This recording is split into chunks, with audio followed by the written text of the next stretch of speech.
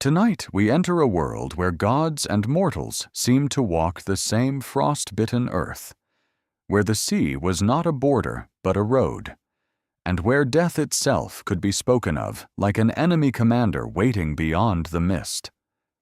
Tonight we follow the story of a Viking whose name has survived not as a clean fact carved into stone, but as a wound in memory, a name carried through terrified monasteries, broken kingdoms, royal genealogies, and the cold mouths of saga singers. Ivar the Boneless. There are figures in history who feel too vast for the narrow chambers of ordinary evidence. They move through the record like shadows crossing firelight. One moment they are named in annals by frightened clerks. The next they become sons of legendary kings, brothers of sea wolves, avengers, tyrants, conquerors, and ghosts. Ivar is one of these. He stands at the meeting place of history and nightmare. To some, he was a crippled prince born into battle on a shield. To others, a serpent-minded strategist whose body failed him but whose will did not. To later storytellers, he was the son of Ragnar, a child marked by fate from birth, unable to be killed by sword or spear until destiny itself had finished with him. Yet beneath the legend there was a real world, a world of timber halls smelling of smoke and wet wool, a world of longships hauled over beaches beneath iron skies, a world where warriors polished sword hilts by lamplight, where priests copied Latin prayers with trembling hands, and where kings in England watched the horizon with dread. In the 9th century, the North Sea was alive with movement. Ships came and went like black birds over cold water. Men from Scandinavia crossed into the kingdoms of Britain and Ireland not merely to raid, but to settle, bargain, enslave, rule, and transform.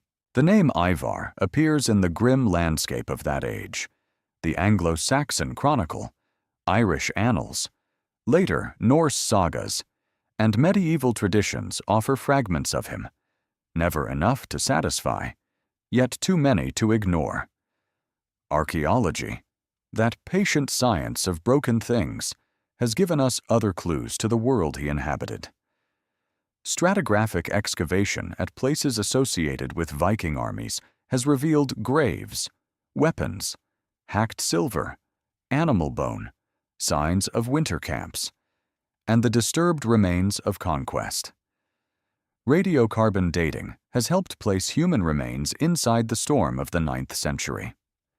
Isotopic study and genomic data have begun to show the movement of people across seas that older historians once imagined as clear boundaries. Lithic analysis is less central here than in deeper prehistory. But the same discipline of material patience applies. The past does not speak in one voice. It whispers from soil, bone, metal, and ink, and still, for the most part, secrets remain hidden. To understand Ivar, we must first understand the terror of his arrival. By the time his name darkened the English record, Viking raiding was not new. For decades, monasteries along the coasts had been struck. The sacred island of Lindisfarne had already been burned into Christian memory as a sign of divine anger. Yet the force that came in 865 was different. It was not a small band of raiders looking for portable wealth. It was an army, a moving nation of armed men, families, followers, craftsmen, traders, slaves, horses, ships, and ambition. The great heathen army, as the English remembered it, did not simply fall upon the coast and vanish. It stayed. Imagine the shock of that realization. The first sails sighted, the alarm bells, the riders sent inland, the hurried council of kings, the monks gathering relics, books, chalices, and bones of saints. the peasant families listening to rumors over winter fires. These were not men who had come only for treasure. They had come for land, tribute, reputation, and dominion. They knew how to exploit division. They understood the weakness of rival kingdoms. They were masters of speed, surprise, and fear. In that army, tradition places Ivar, not always alone, often with brothers, with other commanders, with names that blur between history and legend. Halfdan, Ubba, Sigurd, men remembered as sons of Ragnar, though the historical Ragnar himself remains a figure wrapped in storm cloud. But Ivar's name glows with a darker fire. He is not merely another Viking leader. He becomes the impossible one, the man death could not quite claim, the boneless one whose body was a riddle, whose mind was a blade, whose victories seemed to defy the natural order. The phrase itself is like a door left half open. Boneless. What did it mean? Was it a sign of illness, a metaphor for flexibility, a mark of impotence, a mistranslation, a cruel joke, a sacred deformity, a poetic way of saying that he moved like a serpent, without ordinary human limits? The old sources do not give us a neat answer. They leave us answerless, adrift to ponder. In this uncertainty, legend grows. And because legend grows where facts are scarce, Ivar became larger than any one document could contain. But we must be careful. The people of the Viking Age were not crude shadows waiting for modern minds to interpret them. They were our intellectual equals, living inside a world with different tools, different fears, different heavens. They made political calculations. They cultivated reputations. They understood the value of terror as a weapon and kinship as a claim. They prayed, schemed, traded, mourned, and remembered. Their world was not simple. It was crowded with law, poetry, oath, feud, and ambition. For Christian chroniclers, the Vikings were often instruments of punishment, a scourge sent upon sinful kingdoms. For Norse tradition, warriors could become almost mythic embodiments of fate. Between these visions stands Ivar, difficult to touch. In the English imagination, he was a destroyer. In saga memory, he was cunning beyond ordinary men.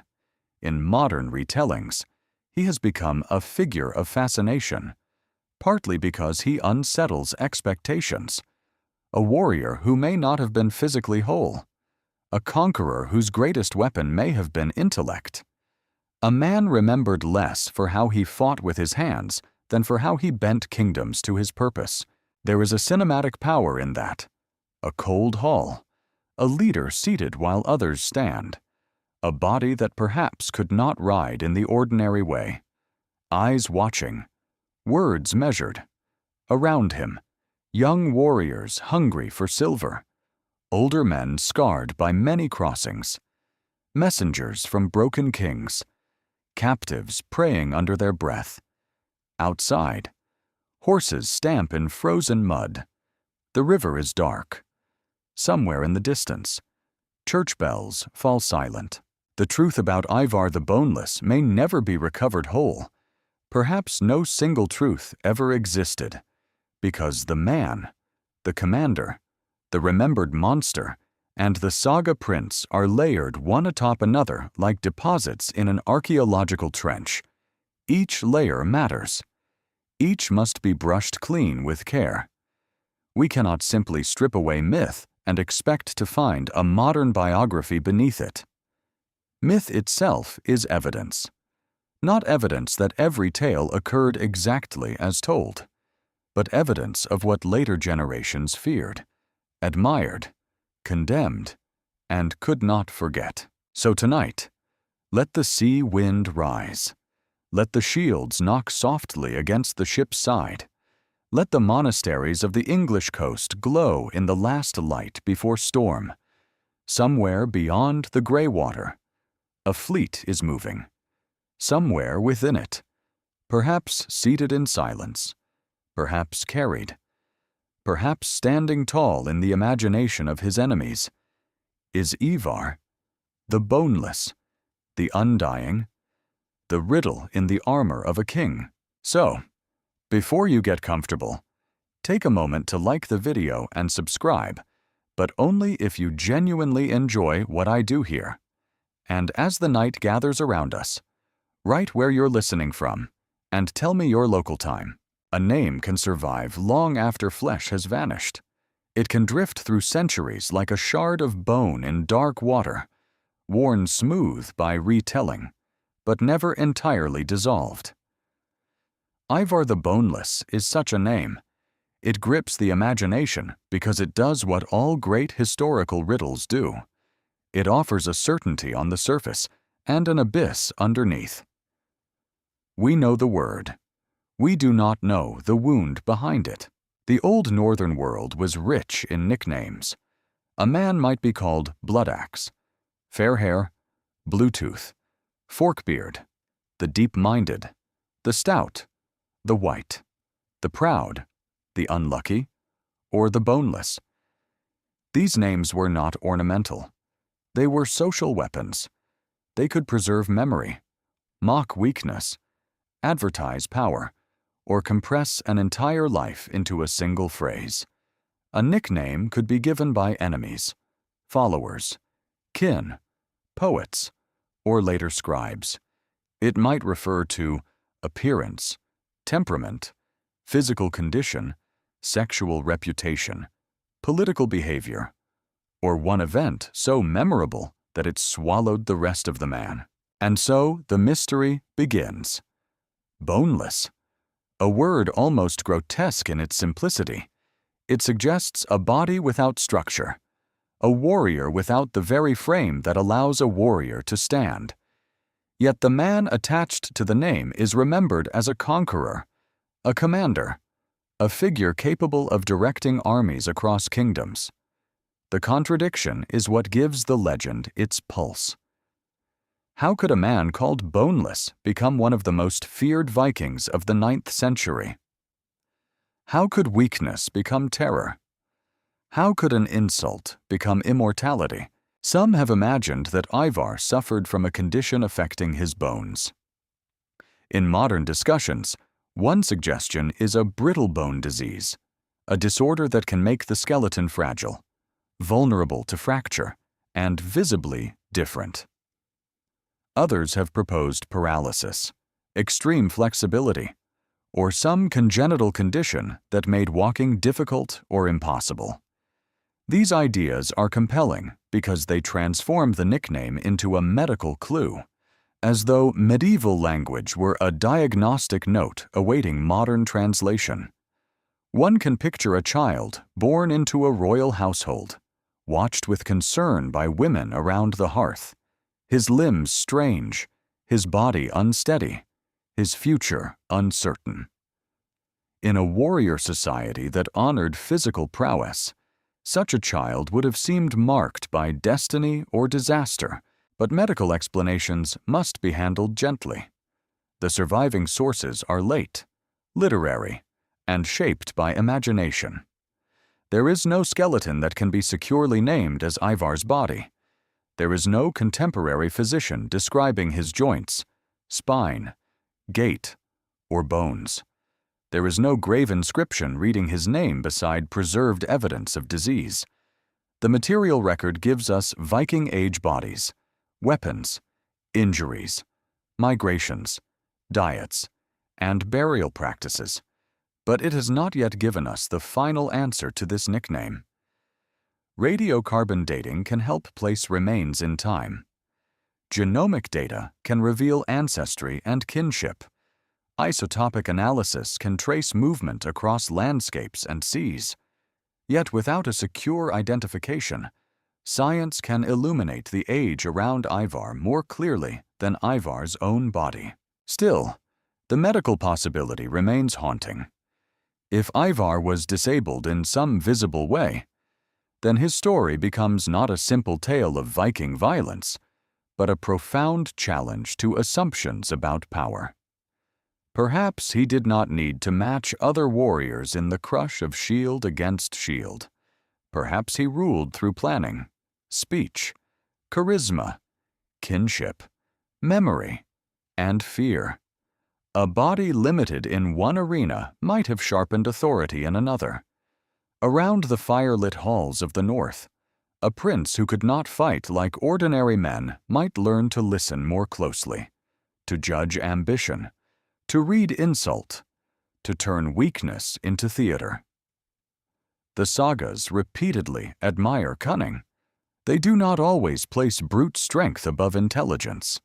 The wise man, the patient avenger, the speaker of dangerous words, the keeper of long grudges. These figures had their own terrible power. Another interpretation is more poetic. Boneless may not mean fragile at all. It may mean serpent-like. It may describe a man who moved with uncanny flexibility, who seemed impossible to bind, difficult to predict, and unnatural in combat or strategy. In heroic literature, physical oddity often signals supernatural force. A warrior may have strange eyes, unusual strength, impossible calm, or a body that refuses ordinary description. To call Ivar boneless might have been to say he belonged partly to the realm of monsters, not because he lacked power, but because his power was not human in the expected way. His enemies may have feared him precisely because he did not fit the shape of a normal king. There is also the possibility of insult. Medieval societies could be brutally direct. A nickname might mock impotence, cowardice, softness, or deformity. Some have suggested that boneless could refer to sexual inability, a cruel slander preserved because it was memorable. Yet here, too, the ground is treacherous. The same traditions that call him boneless also place him within dynastic stories filled with brothers, vengeance, inheritance, and royal legitimacy. Medieval writers delighted in layered meanings, and a nickname could carry several at once. A sexual insult might become a physical legend. A physical condition might become a moral symbol. A poetic metaphor might harden into supposed biography. Perhaps the most interesting possibility is that the nickname was never meant to be solved in a modern sense. It may have functioned as a mythic marker, a sign that Ivar was different from the beginning. In heroic storytelling, great figures often bear names that announce destiny. A man is not merely strong. He is Ironside. A king is not merely proud. He is high-minded. Ivar is not merely dangerous. He is boneless. The name unsettles the listener before the tale even begins. It tells us that this is a person outside the usual categories. A warrior who should not be a warrior. A ruler who should not rule. A body that should not conquer. And yet, it does. In this way, the nickname becomes a historical event in itself. Whatever its original meaning, it shaped how Ivar was remembered. It forced later generations to explain him. It invited stories of miraculous survival, terrifying intelligence, and abnormal birth. The body became a battlefield of interpretation. Christian chroniclers saw in Viking leaders the instruments of divine wrath. Norse storytellers saw fate moving through bloodlines and feuds. Modern scholars see a problem of sources, chronology, and identity. Viewers in our own age see something still different. A figure who complicates easy ideas of masculinity, disability, violence, and leadership. The name also reflects the larger instability of the Viking Age record. Much of what survives was written by those who feared the raiders or by later writers looking back through legend. Silence and exaggeration stand side by side. The historian must move slowly, Like an excavator brushing soil from a corroded buckle, one cannot seize every bright object as truth. One cannot dismiss every legend as useless. The past is not a courtroom where every witness speaks plainly. It is a shore after battle, scattered with fragments, each one pointing toward a vanished whole. Imagine the first time the name was spoken in fear. Perhaps in an English hall, after news arrived of another defeat. Perhaps in a monastic cell, where a scribe recorded rumors of a northern commander with a body unlike other men. Perhaps in a Viking camp, among warriors who knew the man personally and used the name with familiarity, affection, mockery, or awe. The word moved from mouth to mouth. It crossed languages. It crossed generations. Each crossing altered it. Still it endured, and that endurance matters. Many kings vanished without a trace. Many warriors died unnamed in bogs, rivers, fields, and winter camps. Yet this strange name remained. It clung to the memory of armies and vengeance. It survived because it carried a question powerful enough to outlive certainty. Was Ivar broken? Was he blessed? Was he mocked? Was he feared? Was boneless a diagnosis, a metaphor, a slander, or a key to his legend? The answer remains hidden somewhere between bone and word, between flesh and story. Only time will tell what future discoveries will be made. Perhaps one day a burial, a genetic link, a new reading of a manuscript, or a forgotten fragment will shift the ground beneath us. Until then, Ivar's nickname remains what it has always been. A door into darkness, a whisper from the north, a reminder that sometimes history preserves not the answer, but the wound where the answer used to be. In the old northern imagination, a child was never born into silence. He entered a house already filled with memory. Around him stood the dead, the living, the gods, the family luck, the grudges of ancestors, and the cold expectations of blood. A newborn did not merely belong to a mother and father. He belonged to a line. He was a vessel into which older storms might pour, so the legend gives Ivar a father too great for ordinary history to hold. Ragnar, the serpent slayer, the sea king, the wanderer of hostile coasts, the warrior whose name seems to belong equally to man and myth. In later tradition, Ragnar becomes the root from which a brood of terrifying sons grows, each one marked by some sharp feature of fate. Bjorn Ironside, Sigurd Snake in the Eye, Halfdan, Ubba, and Ivar. Whether these men were truly brothers by blood, allies later stitched into one heroic family, or fragments of different memories gathered under Ragnar's shadow, the effect is unmistakable. Ivar is not presented as a random raider. He is born into a dynasty of violence. The Ragnar traditions are not simple biography. They are a hall of mirrors.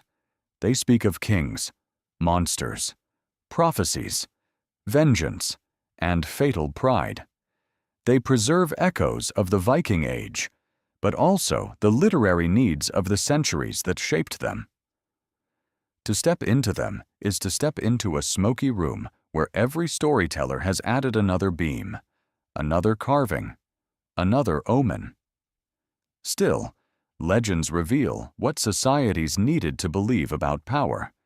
They show how people imagined greatness passing from one generation to the next. In these stories, Ragnar is often associated with serpents. He defeats them, confronts them, wears protection against them, and is finally linked to a death in a pit of snakes. The image is too potent to ignore. The serpent in northern storytelling is not merely an animal. It is danger that coils, wisdom that hides, fate that waits, and death that comes close to the skin. To be the son of such a figure is to inherit more than a name. It is to inherit the atmosphere of venom and prophecy. Ivar's birth is therefore imagined not as ordinary arrival, but as a troubling sign. Some versions of the legend connect his condition to a warning ignored by his parents. The story suggests that passion, disobedience, or the breaking of sacred timing left its mark upon the child's body. In this logic, the body becomes a manuscript written by fate. Bones, limbs, eyes, and scars are not accidents. They are messages. The ancient world often read unusual births this way, not because ancient people lacked intelligence, but because they inhabited a cosmos where the visible and invisible were intertwined. A malformed limb might indicate divine displeasure. An unusual eye might mark a chosen bloodline. A weakness might hide a terrible gift. This is not medicine as we understand it. It is meaning, and meaning mattered. A child born under a strange sign could be feared, pitied, protected, exposed, praised, or watched with unease. The household would have felt the pressure of interpretation. What kind of future belonged to a son who did not fit the expected shape of warrior nobility? Would he be a burden in a world where strength was survival? Or would his difference become the very proof that destiny had touched him? The sagas often transform vulnerability into dread. A hero may begin with an omen that seems unfavorable. The audience waits to see how fate will bend. In Ivar's case, the imagined child becomes a paradox from the first breath. He should be diminished. Instead, he grows into menace. He should be hidden. Instead, his name crosses seas. The contradiction gives the story its iron music. Picture the household of a northern ruler in winter. The hall is long and low, built of timber, sealed against the cold. Smoke crawls upward through the rafters. Shields hang along the walls, their paint dim in firelight. Outside, the frozen ground is hard as hammered iron. Inside, women move around the newborn, whispering over cloth and cradle. Men speak more quietly than usual. The father's reputation fills the room like another person. The child's body is studied. The future is guessed. Somewhere, an old woman knows a verse about sons who avenge fathers. Somewhere, a warrior laughs too loudly to hide discomfort. Somewhere, the mother looks at the child and refuses every omen except love. The later tradition gives Ivar not merely birth, but purpose. He becomes part of a brotherhood driven by vengeance. The death of Ragnar, cast into a serpent pit by a cruel English king, becomes the spark that lights the invasion of England. In this telling, private grief becomes world history. A father dies. Sons gather. Ships are prepared. Oaths are spoken. The sea road opens. Kingdoms tremble. Whether such a scene happened as saga tells it is another question entirely. The historical Great Army likely emerged from many pressures: wealth, land hunger, political exile, military opportunity, rivalries within Scandinavia, and the growing experience of raiding across Western Europe. But the revenge tradition gave these movements a human center. It turned migration, warfare, and opportunism into a family drama. It gave the sword a motive. Ivar's place within that drama is distinctive. He is not usually imagined as the strongest brother. He is the mind among them, the one whose counsel matters, the one whose physical strangeness does not prevent command, but intensifies it. In some traditions, he is carried on a shield, an image that may be impossible to verify, yet unforgettable. A leader lifted by others into battle, not because he is helpless, but because he is central, not a discarded body, but a living standard. Around him, men move. Because of him, men act. The shield image is especially powerful because it reverses humiliation into ceremony. To be unable to walk might seem shameful in a warrior culture. To be carried by warriors could become royal. The same physical fact, if indeed there was one, could be interpreted as weakness or majesty depending on the story being told. That is how legends work. They do not erase difficulty. They crown it with terror. In the saga mind, Ivar inherits Ragnar's serpent nature in another form, not through muscle, perhaps, but through patience. A serpent waits. A serpent coils. A serpent strikes only when the distance has been measured. Such is the Ivar who emerges from legend silent where others boast, calculating where others rage, cold where others burn. His body may be questioned, but his will is never soft. He belongs to the frightening category of men whose injuries do not make them gentle. The historical value of these tales lies not in accepting every detail, but in recognizing the architecture of memory. Medieval writers and listeners did not preserve Ivar as a simple battlefield commander. They preserved him as fate-given flesh, a son born under warning, a prince shaped by lack, a brother bound by vengeance, a mind sharpened against the world that might have underestimated him. There is something deeply human in that construction. Societies return again and again to figures who overturn expectation. The blind seer who sees further than kings. The wounded ruler who cannot be dismissed. The child of omen who becomes the hand of history. Ivar the Boneless stands among them, not because we can fully separate fact from invention, but because the invention itself tells us what people feared most, not the strongest man in the hall, but the one who had learned to survive without needing strength in the ordinary way. So the son of the Serpent King remains suspended between cradle and battlefield, between a mother's arms and a monk's nightmare, between the fragile body imagined by tradition and the vast ruin attributed to his name. The sea waits for him. The ships are being built in memory. The oars are not yet dipping into English water, but the story already smells of salt, smoke, and iron. In the old telling, a father's death will call him. A kingdom will answer too late. And from the edge of legend, Ivar will begin to move. In the year 865, the eastern coast of England watched the sea become a weapon. The first sign may have been no more than a dark seam on the horizon, a line of ships low against the gray water, rising and falling beneath a sky the color of beaten lead. Then the line would have multiplied. More hulls, more sails, more oars flashing like pale ribs.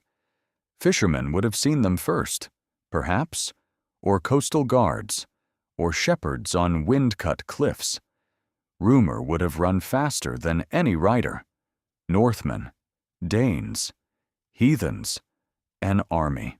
Not a raid, not a sudden strike against an exposed monastery, not one of those violent visitations that came with fire and vanished with the tide. This was something larger, colder, more deliberate. The army that arrived in England in 865 came to remain. It carried with it the weight of a new historical age. The warriors who stepped from the ships did not merely want chalices, cattle, slaves, and silver. They wanted winter quarters. They wanted tribute. They wanted kings to bargain. They wanted rivers, roads, horses, grain, and submission. They wanted the island to understand that the old pattern had changed. The English kingdoms were not a single nation. They were a mosaic of rival powers. Northumbria in the north, Mercia across the Middle Lands, East Anglia facing the sea, and Wessex rising in the south and west. Each had its own royal house, its own ambitions, its own memories of betrayal. Borders shifted, alliances cracked, claimants fought claimants. A realm could be strong in one decade and bleeding in the next. To the Viking commanders, such division was not confusion. It was opportunity. Here lay the genius of the great army. It did not need to defeat England as one body, because England did not yet exist as one body.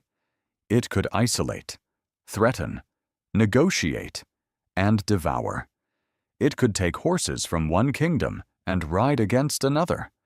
It could accept tribute from a frightened ruler and then use that wealth to press deeper inland. It could camp through the winter, repair its strength, gather intelligence, and move when roads hardened or rivers opened. The sea had brought them, but the horse would transform them. In East Anglia, the newly arrived army demanded mounts. The request was not minor. It changed the geometry of war. Ships made the Northmen terrifying along coasts and rivers, but horses gave them speed across the interior. A mounted army could appear where it was not expected. It could cross distances faster than levies could gather. It could exploit panic before local forces understood where danger had gone. The Viking warrior did not need to fight from horseback in the later knightly manner. He needed mobility, surprise, and the ability to choose ground. Imagine East Anglia under that first pressure, the lowlands damp with autumn rain, reeds shivering near rivers, villages listening for strangers in the dark, royal messengers crossing muddy tracks to assemble council.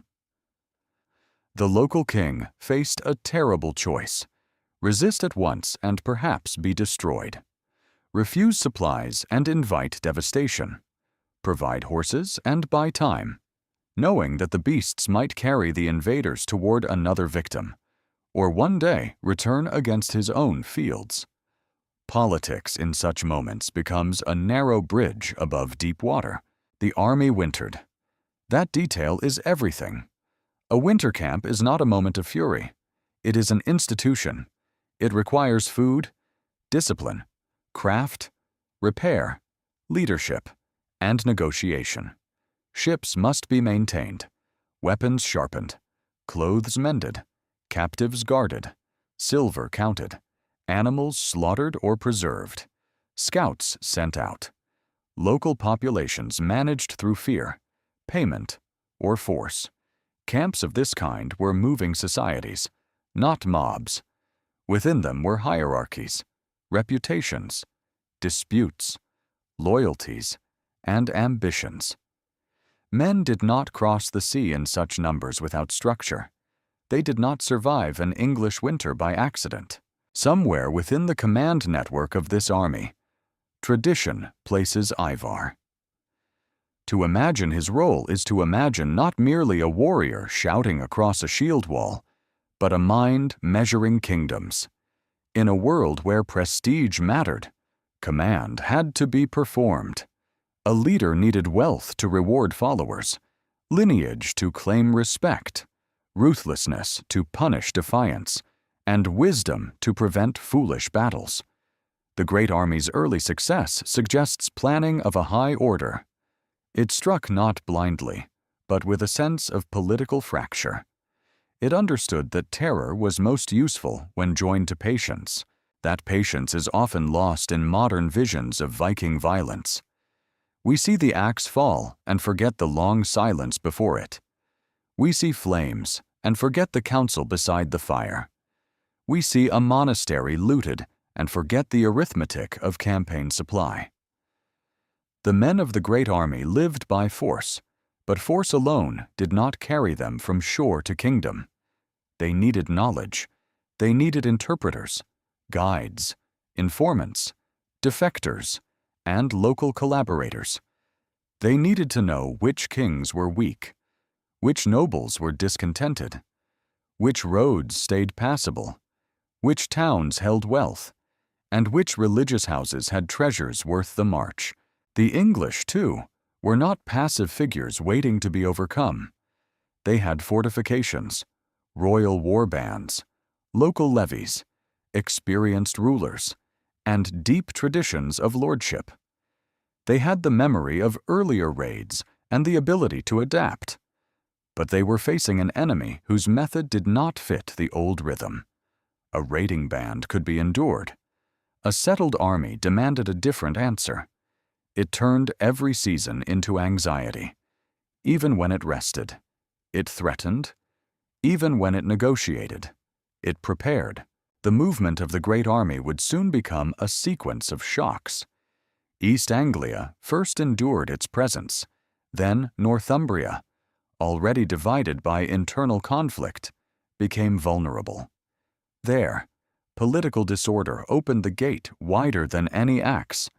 Rival kings competing for power found themselves facing an external force that could exploit their quarrel.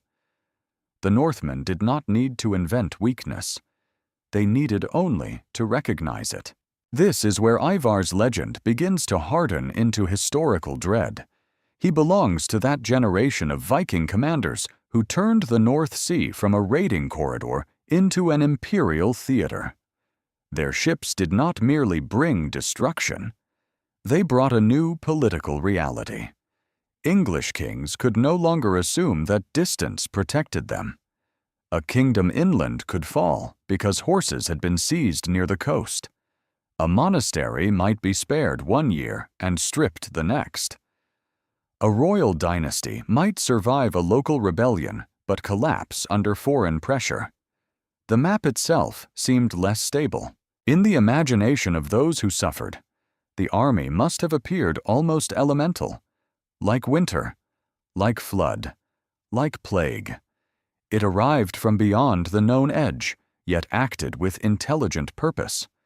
Its warriors prayed to unfamiliar powers, swore by different oaths, buried and burned their dead according to customs that alarmed Christian observers, and marked victory in ways that seemed to tear at the moral fabric of the world. To call them heathen was not merely to label their religion. It was to place them outside the sacred order that English writers believed held society together. Yet across the campfires of the invaders, another understanding would have prevailed. They were not chaos in their own eyes. They were men seeking fortune, honor, land, revenge, and fame. They lived within law codes and kinship structures of their own. They followed leaders who could bring wealth. They honored courage and cunning. They feared shame. They told stories of gods, ancestors, and world-ending battles. Their violence was not meaningless to them.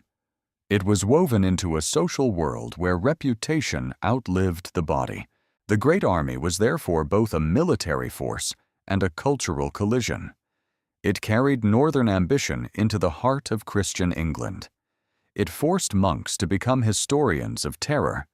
It forced kings to become logisticians of survival.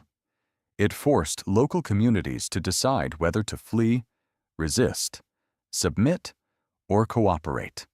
And in the wake of its march, the old boundaries of Britain began to blur. Scandinavian speech, law, settlement, trade, and blood would enter the island more deeply than any passing raid could have achieved. At the center of this storm stands the figure of Ivar, not always visible, but never far from the thunder. The sources do not allow us to watch him hour by hour. We cannot see his hand point on a map, cannot hear his counsel, cannot know the exact weight of his authority among other leaders. Still, the memory of his association with the army tells us something. Later generations needed a name for the intelligence of the invasion. They needed a face for the cold coordination that shattered kingdoms. They found it in the Boneless one. The shore where the army landed has long since changed. Tides have eaten and remade the coast. Rivers have shifted. Fields have been plowed over the traces of fear.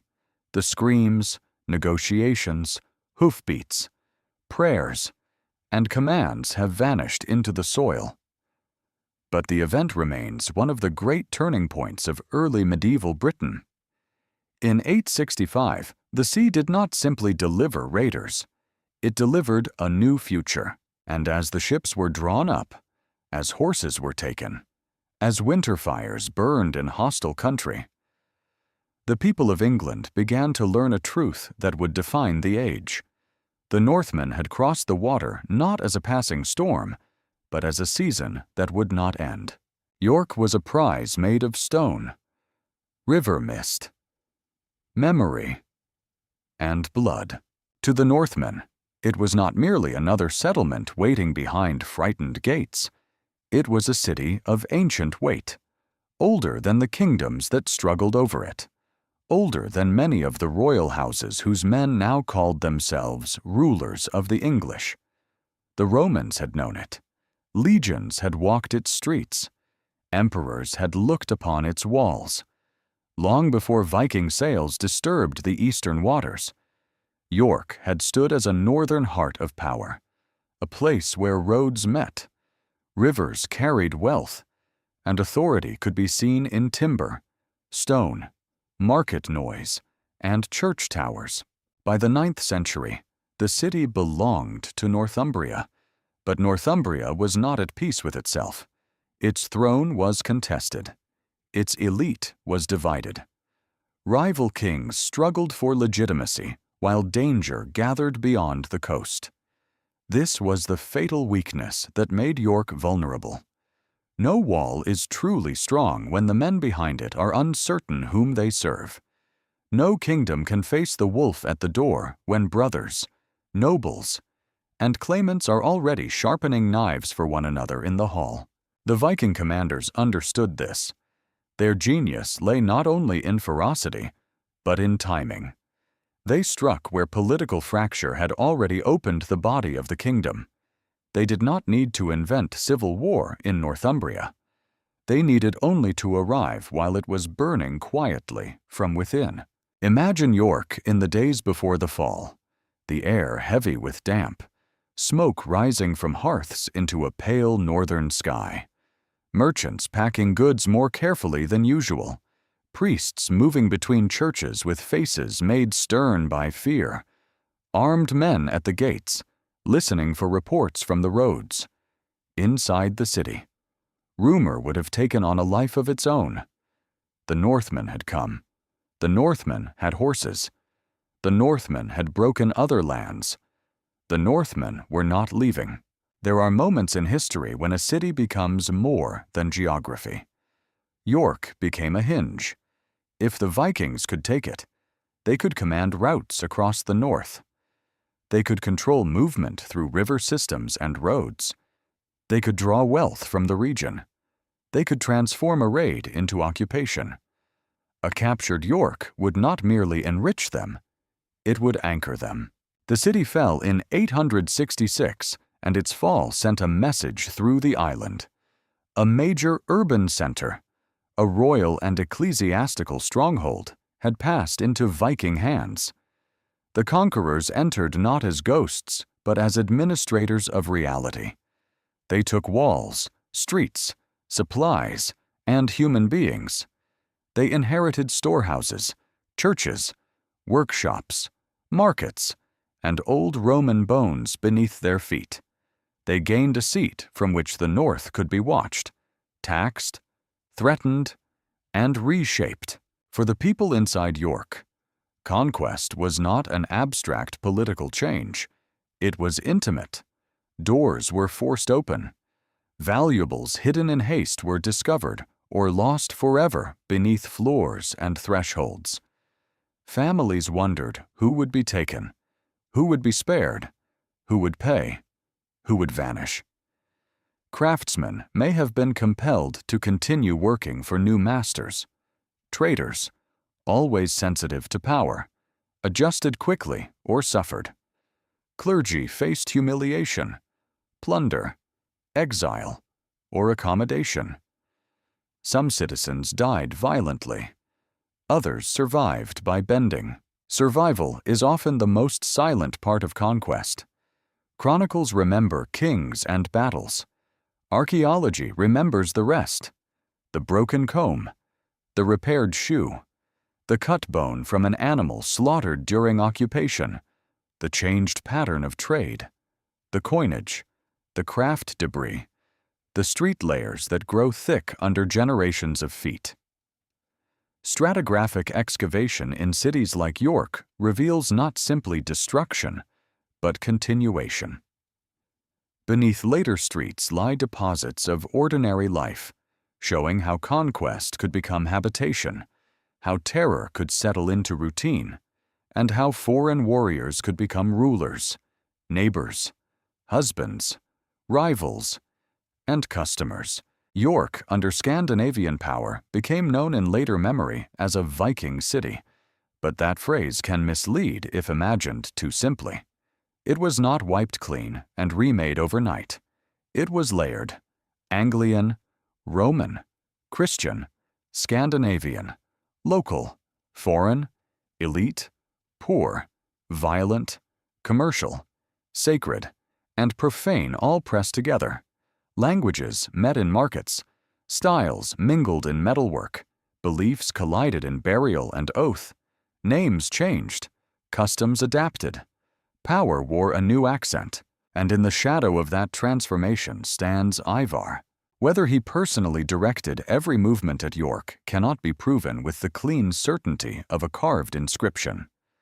The sources give names, but they do not provide a full command diary. Yet tradition binds him closely to the campaign, and that bond is powerful because the capture of York suits the image of Ivar perfectly. It was not only a triumph of force, it was a triumph of calculation. To take a divided kingdom at its weakest point, to seize a strategic city, to let rival Northumbrian claimants exhaust themselves against one another. This is the kind of victory later memory would naturally attach to a commander remembered for mind rather than mere muscle. The English response came in blood. The displaced or rival Northumbrian kings, often remembered as Aella and Osbert, set aside their conflict long enough to attack the occupied city. The tragedy is almost theatrical. Internal enemies, too late united by external invasion, marched against York in an attempt to reclaim what had been lost. For a brief moment, the Old Kingdom tried to close the wound. One can imagine the approach: men gathering under banners, hooves churning wet ground, mail shirts cold against the body, priests perhaps blessing weapons with urgent hands, nobles promising restoration. The city walls ahead, familiar yet altered, now held by men from across the sea. Every step toward York carried not merely military purpose, but shame. To lose the city was disgrace. To retake it was necessity. The battle that followed became a disaster for Northumbria. The English forces broke into the city or fought near its defenses, but the Vikings prevailed. The rival kings were killed. With their deaths, Northumbria's old political order suffered a blow from which it never fully recovered. The conquerors did not simply win a battle. They removed the men around whom resistance might have gathered. A kingdom already divided was left leaderless, stunned, and open to domination. This was the raven's work. The raven, sacred in northern war imagery, was the bird of battlefields, the black watcher over corpses, the companion of gods and kings. To say York lay beneath the raven is to evoke more than occupation. It suggests a city overshadowed by a new cosmic order in the minds of its conquerors. Where Christian bells had once marked sacred time, the symbols of northern victory now darkened the imagination of the defeated. Yet power in York required more than killing. The Vikings needed rule. They needed tribute arrangements, client kings, or controlled elites. They needed food brought into the city and trade kept moving. They needed the surrounding countryside to produce rather than flee into emptiness. A dead region feeds no army for long, so the conquerors had to master a balance familiar to all successful invaders, terror enough to break resistance, restraint enough to preserve value. This is where the image of the mind warrior returns. The taking of York was not merely a saga scene of axes and shouting. It was governance born from violence. It required decisions about who would be killed, who would be used, who would be trusted, who would be watched, and who would be made an example. It required understanding that a conquered city is both treasure and burden. Walls protect those inside, but they also contain hunger, disease, resentment, and conspiracy. The archaeological record of Viking Age York reveals a city deeply involved in craft and exchange. Antler workers, metal workers, leather workers, traders, and households left traces in the ground. The deposits speak of urban life continuing under new conditions. The streets did not become empty ruins. They became channels through which a hybrid world moved. Coins, weights, ornaments, tools, and waste all testify to adaptation. Violence opened the door, but daily life walked through it carrying baskets, knives, needles, and ledgers of obligation. For listeners in the quiet of the present, this may be the most unsettling truth. Conquest is not always a single scream. Sometimes it becomes the new market day, the new tax, the new lord, the new name spoken by children who never knew the city before the fall. What begins as terror becomes memory, then custom, then ancestry. York's capture gave the Viking army a northern capital in practice, if not always in formal title. It allowed Scandinavian power to root itself in English soil. From this stronghold, the conquerors could influence Northumbria's future, draw wealth from surrounding lands, and project force across the island. The city became one of the great centers of Viking England, a place where the consequences of 865 did not vanish with a fleet, but settled into streets and bloodlines. And somewhere in the story, Ivar's name remains fixed like an iron nail. The Boneless One belongs to York because York represents the terrifying intelligence of the invasion. It was the place where English division became Viking dominion. It was the city where the invaders proved they could do more than raid. They could take, hold, and alter the future. The stones of York have seen many masters: Roman soldiers, Anglian kings, Christian bishops, Scandinavian rulers, Norman lords, merchants, rebels, pilgrims, and modern crowds have all passed through its long memory. But beneath the living city lies that darker layer, the winter of fear when the Northern Army entered and did not depart. In those layers, the sound of the raven's wings can still be imagined. Not loud, not constant, only a low beating above the roofs, as if history itself were circling, waiting to descend. A king's death can become larger than the king himself. In the story of Ivar the Boneless, no death burns more fiercely in later imagination than the death of King Aella of Northumbria. It is a scene wrapped in vengeance, ritual violence, and the dark theater of medieval memory. Aella stands in tradition as the English ruler who killed Ragnar, casting the old sea king into a pit of serpents. Ivar and his brothers then rise as avengers, crossing the sea not merely for silver or land, but for blood. The tale has the shape of an ancient curse. A father dies among snakes. His sons come over the whale road. A kingdom pays.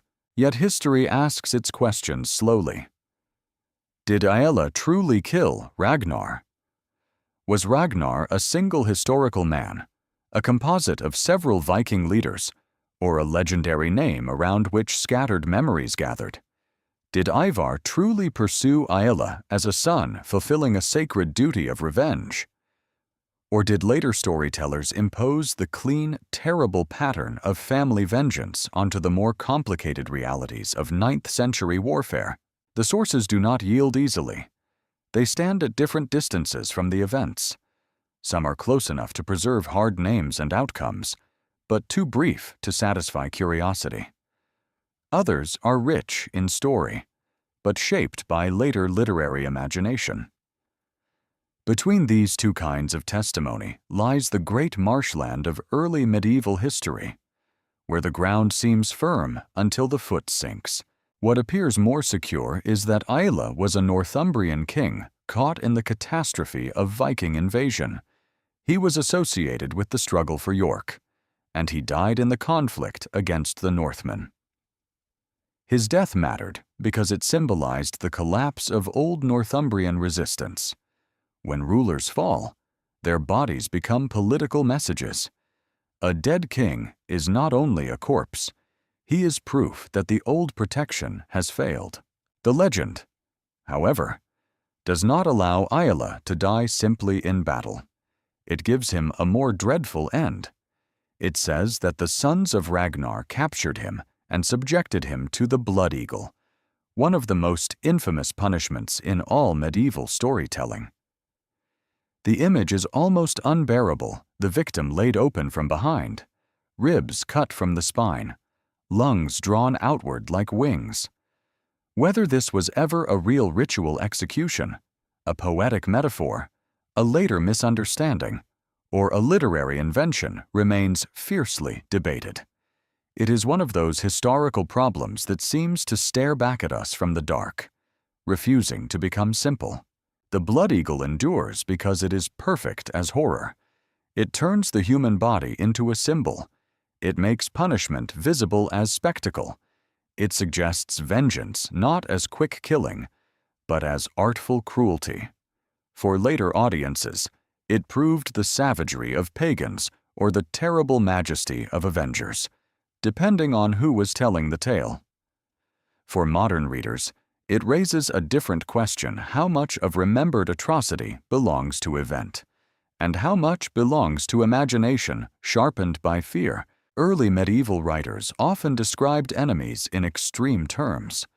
Christian chroniclers, writing under the shadow of invasion, had reason to portray Viking violence as monstrous. Their monasteries had burned, their relics had been stolen, their communities had been scattered. To them, the Northmen did not merely kill, they desecrated. They violated sacred order. A punishment like the blood eagle, whether literal or symbolic, matched the moral universe in which the invaders appeared as agents of divine wrath and human cruelty. Norse literary tradition, meanwhile, could preserve the same image with a different charge. There, the execution of Aella becomes the completion of a feud. Blood answers blood. The father's suffering is repaid through the enemy's body. In a world where honor and vengeance were braided together, such a death carried narrative justice. It made Ragnar's sons not criminals, but instruments of destiny. It transformed violence into obligation. This difference matters. The same act can be remembered as atrocity by one culture and duty by another. The past is full of such fractures. A battlefield victory may be liberation to one side and devastation to the other. A king may be a martyr in his homeland and a tyrant in the songs of his enemies. Aella's death sits precisely on this broken line between memory worlds. Imagine, for a moment, the king in his final hours, not as a cartoon villain from saga, but as a man of flesh. He had ruled in a kingdom already wounded by rivalry. He had faced an enemy whose scale and persistence may have exceeded anything his political world was prepared to absorb. He had seen York fall, or fought amid the struggle to reclaim it. Around him stood warriors who understood that their own futures were tied to his survival. Then the line broke. The royal body, once guarded by rank, became reachable. Whether he died in the crush of combat or in captivity, the symbolism was the same. Northumbria had lost its shield. For Ivar's legend, Aella's death becomes a defining act because it gives purpose to conquest. It turns a military campaign into a moral drama. Without the revenge story, the great army can be explained through strategy, wealth, migration, and opportunity. With the revenge story, it becomes personal. The cold movement of armies becomes the beating heart of sons who refuse to let a father's death go unanswered. There is a deep human hunger for such explanations. Vast historical events are difficult to hold in the mind.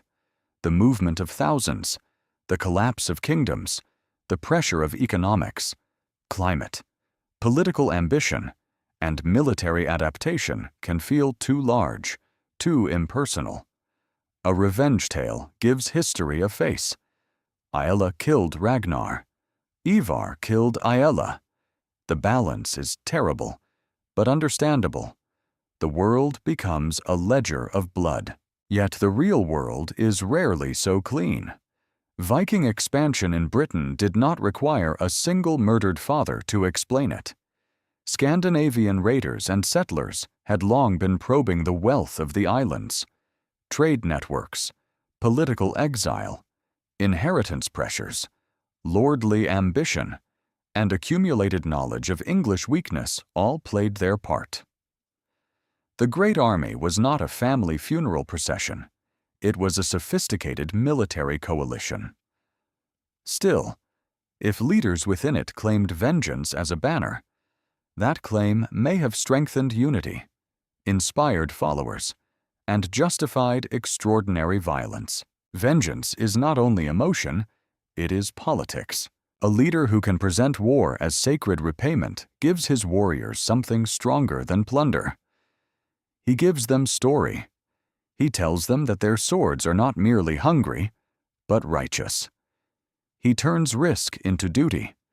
He binds men through shared memory, even if that memory is shaped, exaggerated, or invented. In this sense, the Ragnar legend may have mattered even if its details cannot be proven. Belief can move armies. A story can become a weapon as real as iron. Ivar, remembered as the most cunning among the Avengers, fits this world with chilling precision. If he was indeed involved in Aella's downfall, his genius may have lain not only in arranging battle, but in mastering the meaning of battle. To kill a king is one thing. To make the death echo across generations is another. Later tradition made Aella's body into the stage on which Ivar's vengeance was displayed. That transformation reveals how power seeks permanence. A dead enemy is silent.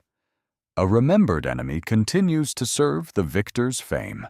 But there is another side. Aella, too, became immortal through the tale. Had he died only as one more early medieval ruler in a confused northern war, his name might have faded into specialist lists and broken annals. Instead, because legend made him the killer of Ragnar and the victim of Ragnar's sons, he remains fixed in the imagination. He is the king in the snake story, the doomed rival, the man whose death proves that no insult to the northern bloodline goes unpaid. Such is the strange mercy and cruelty of memory. It preserves those it condemns. It gives eternal life to enemies so that heroes may keep defeating them. Archaeology cannot yet confirm the blood eagle. No securely identified body of Aella has been found bearing unmistakable marks of such a killing. Stratigraphic excavation can reveal massacre layers, weapon trauma, burning, burial disturbance, and the material consequences of war. But certain legendary moments remain beyond the reach of the trowel. Radiocarbon dating may place bones within a century. Trauma analysis may show cuts, fractures, or blades striking living tissue.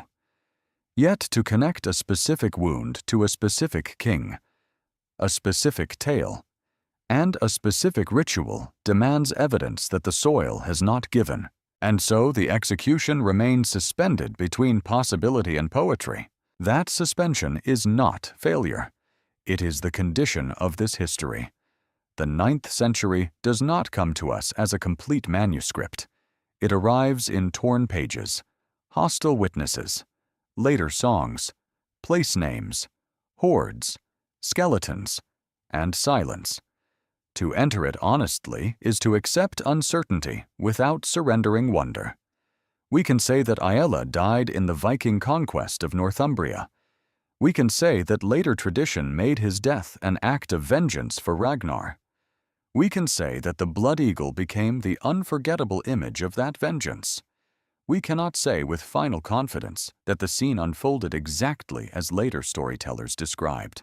Still, in the mind's eye, the drama persists.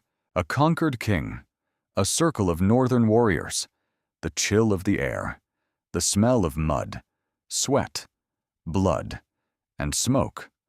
Ivar watching, perhaps seated apart, perhaps silent, perhaps already becoming more symbol than man. Around them, the broken machinery of Northumbrian power. Beyond them, York under new masters. Above them, ravens moving like scraps of night. Whether Aella died by sword, spear, or ritual torment. His fall marked a turning point in the imagination of England. It proved that kings could be hunted. It proved that ancient seats of power could be seized. It proved that the invaders were not a storm to be endured, but a force that could reorder the world. The legend chose to remember his death as payment. The historian must remember it as evidence of collapse. The storyteller hears both at once the cry of vengeance and the quieter sound beneath it, the sound of a kingdom breaking. The most frightening commander is not always the one who stands tallest in the shield wall. Some leaders win because their bodies become symbols of force. They ride ahead of the line, sword raised, hair bright in the wind, daring men to follow. Others command from deeper places. They listen. They wait. They measure fear as carefully as silver. They know when to offer mercy and when to let rumor carry terror farther than any horse. In the legend of Ivar the Boneless, this second kind of power becomes his defining mark. He is remembered not simply as a Viking warrior, but as a war mind. That phrase matters. A war mind is not only a man who understands battle, it is a man who understands the human beings around battle, the king who hesitates, the noble who feels slighted, the monk who will write what he fears, the farmer who will surrender if the next village burns, the warrior who needs reward before loyalty grows cold. War is never only iron striking iron. It is hunger, weather, pride, message, memory, and timing. It is the science of breaking decisions before breaking bodies. Ivar's physical mystery may have fed this reputation. A commander whose body did not match ordinary expectations had to master presence in another way. If he could not embody strength through movement, he could embody it through stillness. If he could not dominate through height or speed, he could dominate through judgment. There is a strange authority in a seated figure whom standing men obey. The hall grows quiet not because he is loud, but because his silence makes others uncertain. Imagine a Viking camp in winter. The ground is hard, the fires low, the horses restless in the dark. Men sit beneath cloaks stiff with frost. Weapons lie close to sleeping bodies. Beyond the perimeter, the English countryside waits in fear. A captured messenger has spoken. A local lord may be willing to bargain. A rival king may be marching too slowly. Supplies are sufficient for a few weeks, but not forever. Some warriors want immediate attack. Others want tribute. Younger men thirst for glory. Older men know the cost of reckless courage. In such a place, command is not a theatrical shout. It is the ability to make violent men accept delay. That may have been Ivar's greatest gift in memory.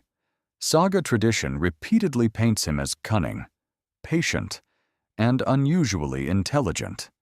He is not merely a breaker of gates, he is a solver of situations. He sees the structure beneath chaos. Where another commander sees a city, he sees factions. Where another sees a king, he sees jealous nobles behind him. Where another sees a church, he sees treasure, morale, and symbolic power. Where another sees a battlefield, he sees the road that led men there and the road by which survivors must flee. The Vikings of the Great Army were not mindless raiders. Their campaigns demanded logistics of a high order. They had to coordinate movement over sea and land, manage horses and ships, maintain weapons, handle captives, divide spoils, hold winter camps, negotiate tribute, exploit river routes, and preserve morale across long campaigns. The archaeological traces of Viking activity, including camps, burials, hoards, tools, weights, and weapon fragments, remind us that war was an entire economy in motion. Every blade needed maintenance. Every animal needed fodder. Every warrior needed some expectation of reward. A leader who failed at distribution might soon face desertion, dispute, or death. This is where the image of Ivar as a mind of war becomes historically plausible, even when details remain uncertain. Military success in 9th century England was not achieved by savagery alone. Savagery without discipline burns brightly and dies. The great army endured because it could adapt. It could raid like a storm, bargain like a court, settle like a migrating people, and return to violence when useful. Such flexibility required leadership able to think beyond the next clash of shields. Fear was one of its instruments. Ivar's name, linked to revenge and unnatural power, would have magnified the army's psychological reach. A commander becomes more dangerous when enemies believe him capable of anything. Rumor does half the marching. If tales of his cruelty traveled ahead of him, towns might surrender sooner. If stories of his deformity made him seem touched by fate, warriors might obey him with a kind of uneasy reverence. If enemies thought him physically weak, they might underestimate him, which is one of war's most fatal comforts. The best commanders understand that reputation is not decoration, it is terrain. To the English kingdoms, Viking terror operated on multiple levels. There was the immediate terror of violence, homes burned, men killed, women and children taken captive, sacred places stripped. There was economic terror, tribute demanded, harvests interrupted, cattle seized, trade disrupted. There was political terror, kings exposed as unable to protect their people. There was spiritual terror, churches violated by men outside the Christian order. Each kind of terror weakened resistance in a different way. Ivar's legend gathers these pressures into a single face, as though the age itself needed a figure who could represent the intelligence behind dread. Yet to call him a strategist should not make him clean. Intelligence does not soften brutality. It can refine it. A dull, cruel man may lash out blindly. A clever, cruel man chooses the wound that will echo. He knows which captive matters, which shrine will send panic across a region, which rival should be spared because he is useful, which ruler must die because his continued breathing gives hope to others. The war mind is terrible because it converts suffering into calculation, Still, there is danger in making Ivar too perfect. Medieval memory loves exceptional figures. It concentrates the achievements of many into the name of one. Armies are coalitions. Victories arise from many hands, many scouts, many oarsmen, many smiths, many unnamed fighters standing in mud and fear. Ivar may have been one leader among several. His legend may have absorbed the success of a wider command structure. The real man may have been less solitary and more political, forced to persuade peers rather than simply command followers. Power among Viking elites was often negotiated through reputation, wealth, kinship, and success. A failed leader could be abandoned. A successful leader could become almost mythic. This makes his remembered authority even more interesting. If men followed Ivar despite physical uncertainty, then he must have offered something they valued: victory, wealth, judgment, fearlessness, royal blood, sacred charisma, or perhaps the simple proof that wherever he went, kingdoms broke. The idea of Ivar as the boneless war mind also challenges the easy romance of the Viking warrior. Popular imagination often returns to the axe, the beard, the roar, the rush across the beach. But the true machinery of conquest was quieter. It lived in supply lines, hostages, tribute agreements, intelligence gathering, winter planning, and the exploitation of political weakness. A commander who understood these things could be more dangerous than the strongest fighter alive.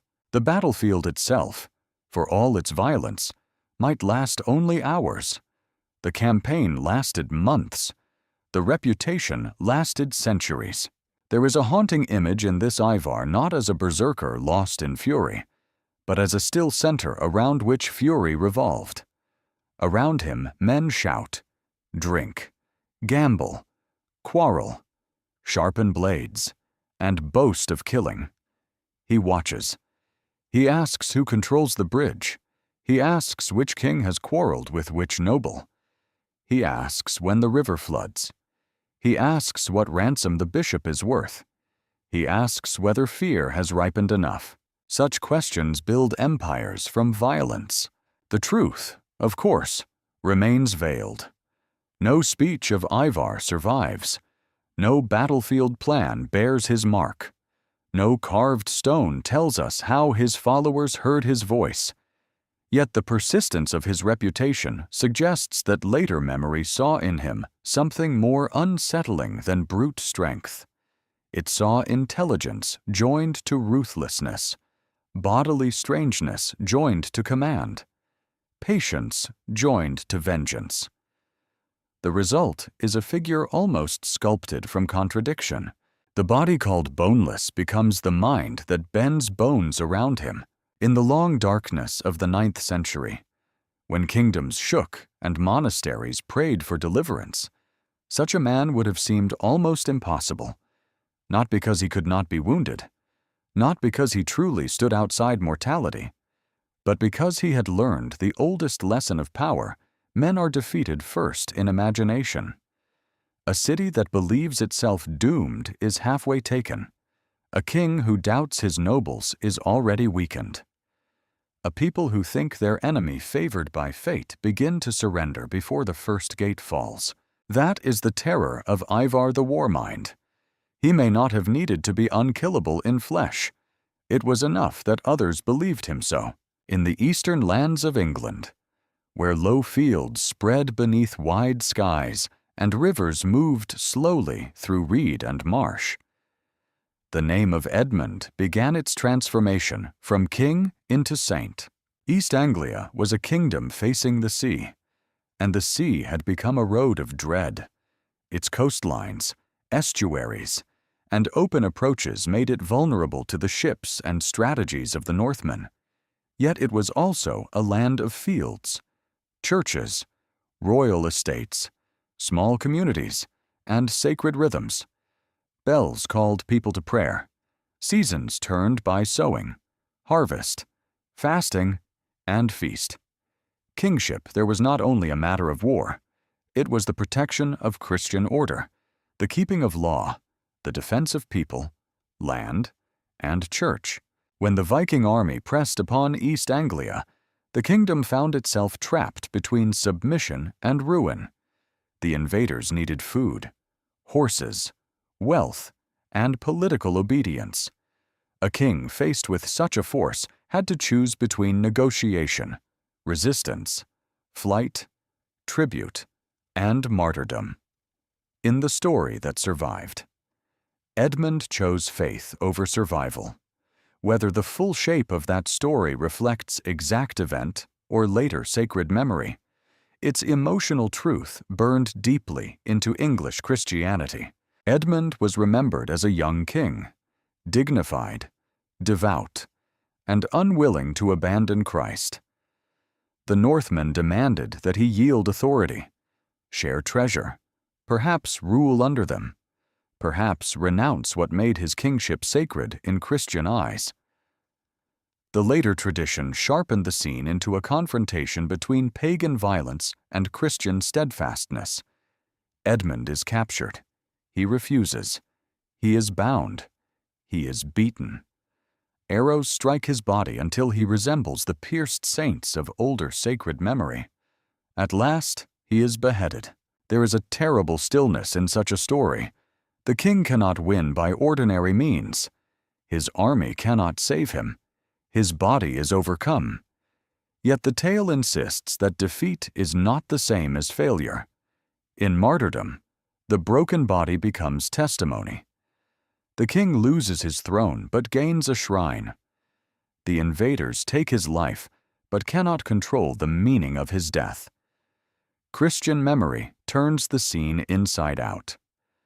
The victim becomes victorious because he refuses to let terror master the soul. For the communities that preserved Edmund's memory, this mattered beyond politics. It gave suffering a sacred structure.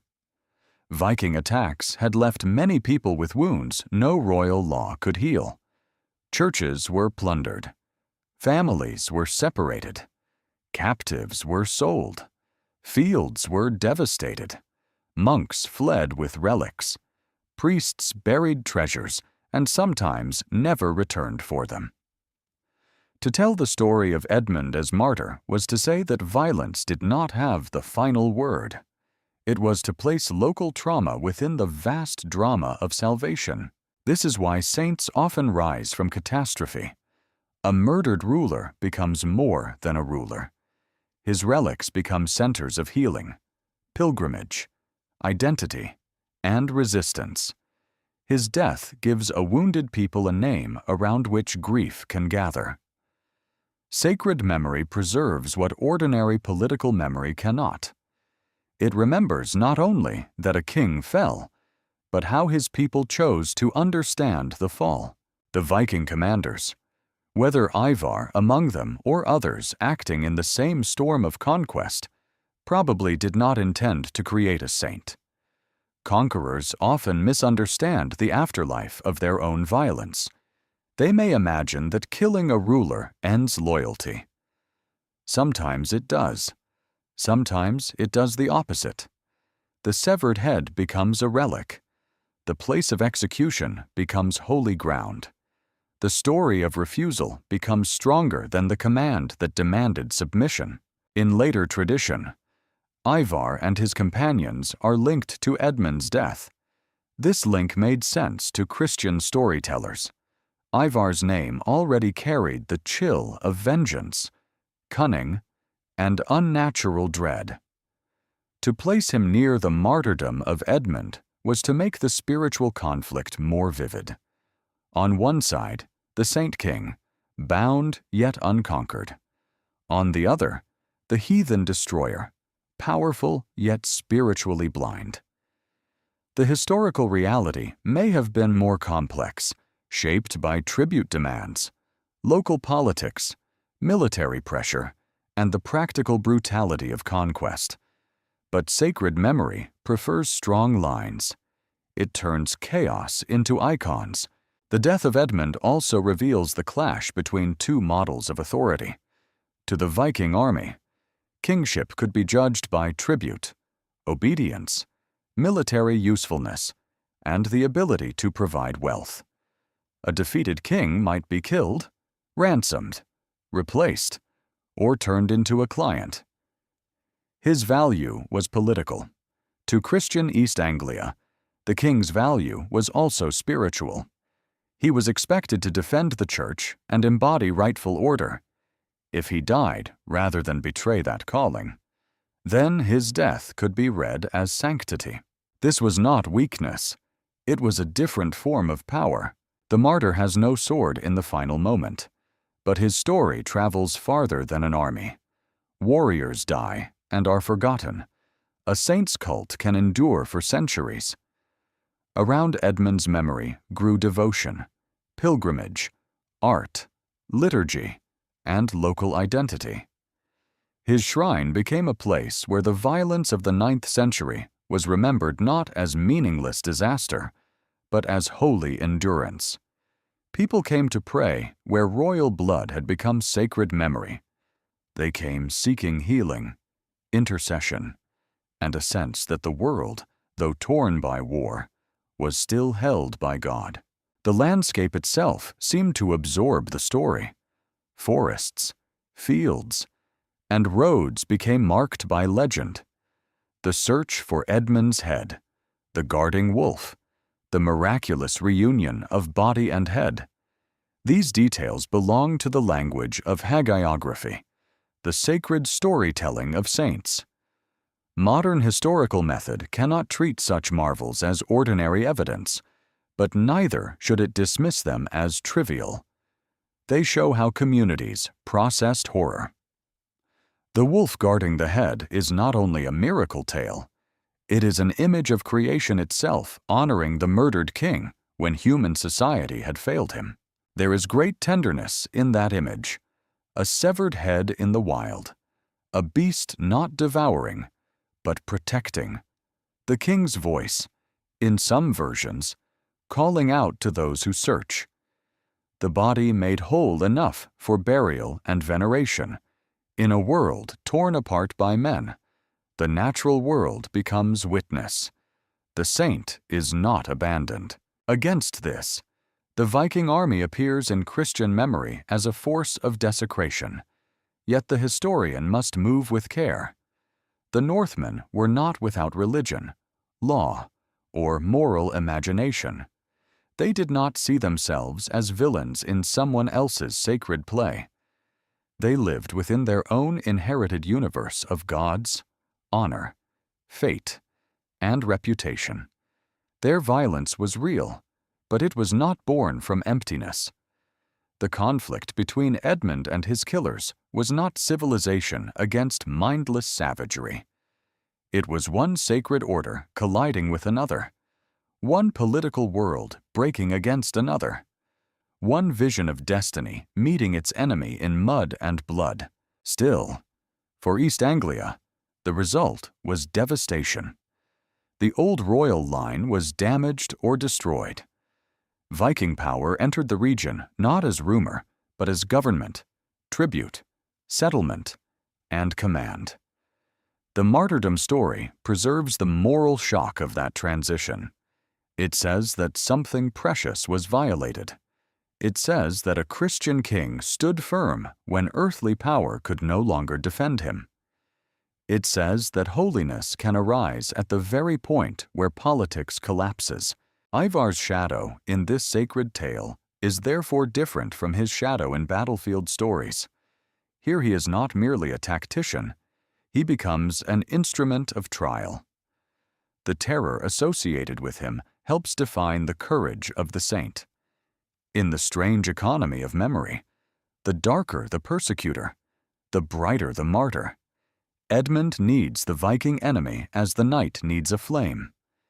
Without the violence, there is no testimony. Without the threat, there is no refusal, and so terror becomes transformed.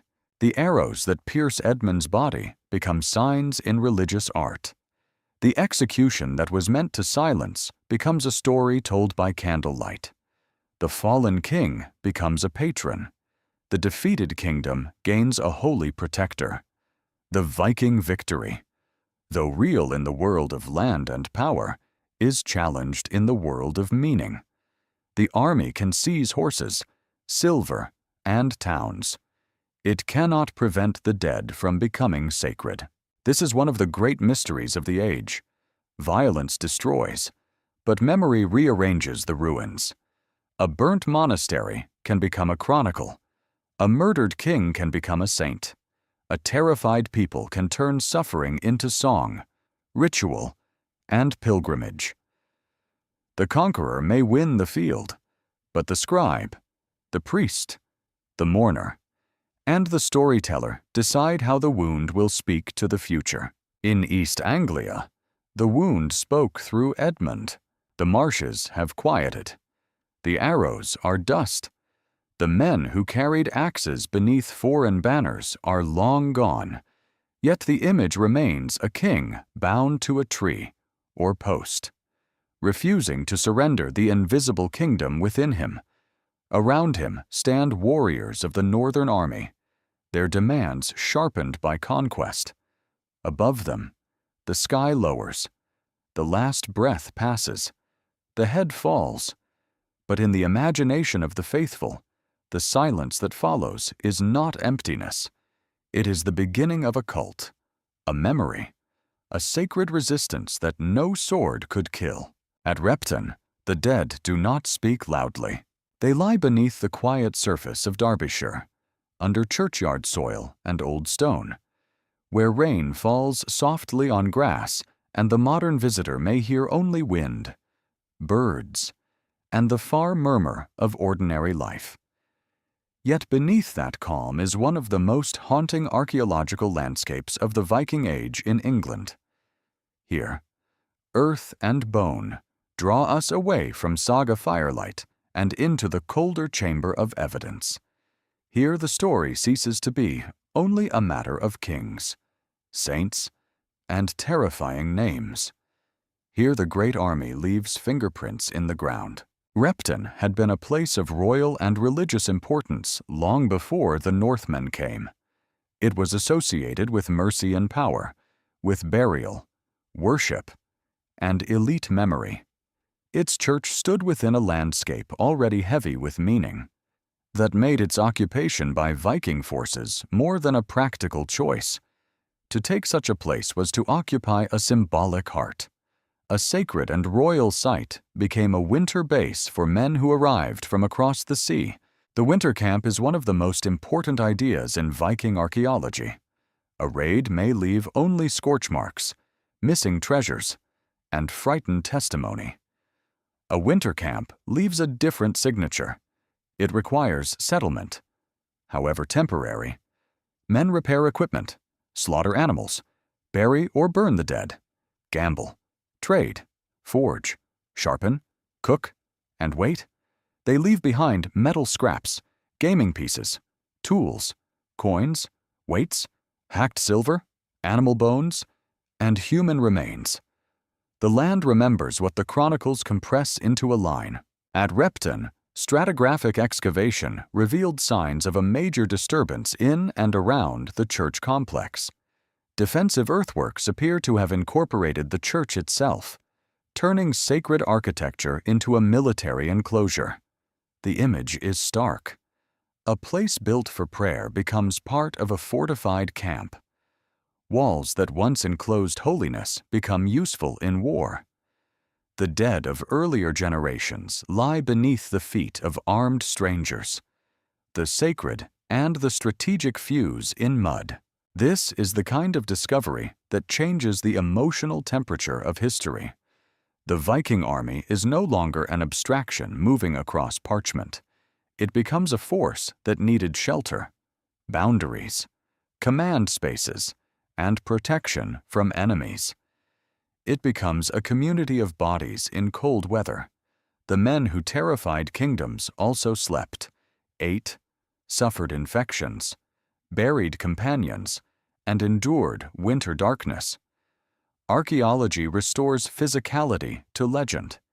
It puts weight back into the past. Most famous among the Repton discoveries is a mass burial containing the disarticulated remains of many individuals, placed within a mortuary context that has drawn intense scholarly attention. Bones of men, and possibly others, were gathered together in a way that seems deliberate rather than random. Some remains showed signs of violent injury. Some belonged to people who had lived hard lives. Around them were objects and arrangements that suggested Viking Age activity. For decades, the dating of this deposit stirred debate because the radiocarbon results were complicated by the marine reservoir effect, a scientific problem caused when people consume significant quantities of marine food, making their remains appear older than they truly are. This is where the scientific anchor matters. Radiocarbon dating is powerful, but it is not magic. It must be interpreted. Human bodies are archives of diet as well as death. If a person eats much fish or marine protein, the carbon in their bones may reflect older carbon from the sea. Without correcting for this, a Viking Age skeleton may seem too early. Once researchers accounted for diet, the Repton remains aligned more convincingly with the period of the Great Army. The soil, like the manuscript, required careful reading. The mass grave is unsettling because it resists simple explanation. Was it a burial for Viking warriors who died during the army's occupation? Was it a charnel deposit arranged with ritual intention? Were the bones collected from earlier contexts and reworked by the newcomers? Did the burial commemorate elite dead, common soldiers, or a mixed group shaped by violence, disease, and winter hardship? Still, for the most part, secrets remain hidden. The bones offer evidence, but not confession. Among the Repton finds, one grave has captured particular imagination. A high-status burial of a man accompanied by weapons and objects, including a sword. His body showed severe injuries, including trauma that has been interpreted as damage from battle. He was buried with care, suggesting status, identity, and memory. Some have speculated that he may have been an important Viking leader, although no secure name can be attached to him. Such speculation is tempting. The mind naturally reaches for famous names when confronted with dramatic bones. But responsible history must resist the easy leap. A richly furnished warrior grave is not automatically the grave of Ivar, Halfdan, or any named commander. It is evidence of elite martial presence, not a signed portrait. And yet the temptation itself tells us something. We long for the dead to give back the names that texts have preserved. We want bone and story to meet. We want the famous figures of the 9th century to emerge from the ground with proof in their hands. But archaeology is often more humbling than that. It gives us fragments of lives without names, and names without bodies. The heroic record and the skeletal record run beside one another like two rivers that sometimes approach but do not fully join. The Repton dead remind us that the Great Army was mortal. This is easy to forget when following legends of unstoppable commanders. Armies are made of flesh. They suffer wounds, fever, hunger, cold, and fear. A campaign that appears glorious in saga may have smelled of rot, sweat, blood, dung, damp wool, and smoke. Men who crossed the sea dreaming of silver might end in a winter grave far from home. Their bones might be gathered with others, sorted by hands we cannot see, placed in a chamber whose meaning is only partly recoverable. The site also challenges the old picture of Vikings as purely destructive outsiders. At Repton, they interacted with a sacred Mercian landscape in complex ways. They damaged, occupied, adapted, and perhaps appropriated. They used the church area practically, but may also have understood the prestige of controlling such a place. Conquerors often seize the monuments of those they defeat because power lives in visible things. A royal mausoleum, a church, a fortress, a hall, all speak before anyone says a word. To occupy them is to announce a new order. The material culture of Viking activity shows a world of movement. Coins from different regions, objects of Scandinavian style, weapons, tools, and personal items reveal connections stretching across seas and river networks. These were not isolated barbarians cut off from wider exchange. They were participants in a broad northern world of trade, raiding, tribute, and settlement. Silver could travel from one land to another, be cut into pieces, weighed, exchanged, buried, stolen, and melted. A warrior might carry objects from many places, each one a small map of violence and commerce. Genomic data from Viking Age burials across the wider northern world has complicated older assumptions about identity. Not everyone buried in a Viking style was genetically Scandinavian.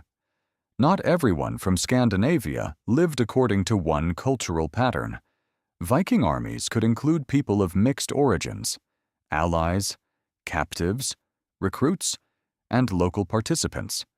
Identity was made through language, loyalty, dress, burial rite, oath, and opportunity as much as ancestry. The army that camped at Repton may have been more diverse than the simple word Viking suggests. This matters for Ivar's world. The force associated with his name was not a single tribe pouring from a single homeland. It was a coalition shaped by ambition and success. It could absorb men. It could reward service. It could move across cultural boundaries. Its power lay partly in flexibility. The great army was not merely a blade. It was a machine that gathered fuel as it moved. In the quiet of Repton, the grandeur of legend gives way to the intimacy of remains. A cut mark on bone, a tooth worn by age, a healed injury from an older fight, a shoulder shaped by labor, a skull separated from the body, a weapon laid beside a man who once knew the weight of its grip. These details do not diminish the epic. They deepen it. They remind us that history is not made by symbols alone. It is made by bodies that can break. One of the most moving aspects of Repton is the closeness of sacred time and violent time. Earlier Christian burial, royal memory, Viking occupation, military death, and modern excavation all occupy the same ground. The place is a palimpsest, a manuscript written over and over. Each layer survives imperfectly beneath the next. The archaeologist's trowel moves through these layers with care, aware that every scrape may separate centuries. To stand there in imagination is to feel the strange patience of the earth.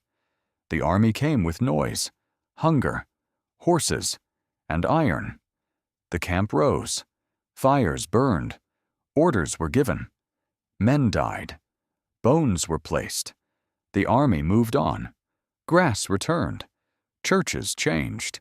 Generations prayed above what they did not fully know. Centuries passed. Then the ground opened, and the silent witnesses emerged. They did not tell us everything. They never do. But they told us enough to make the Viking army real in a new way.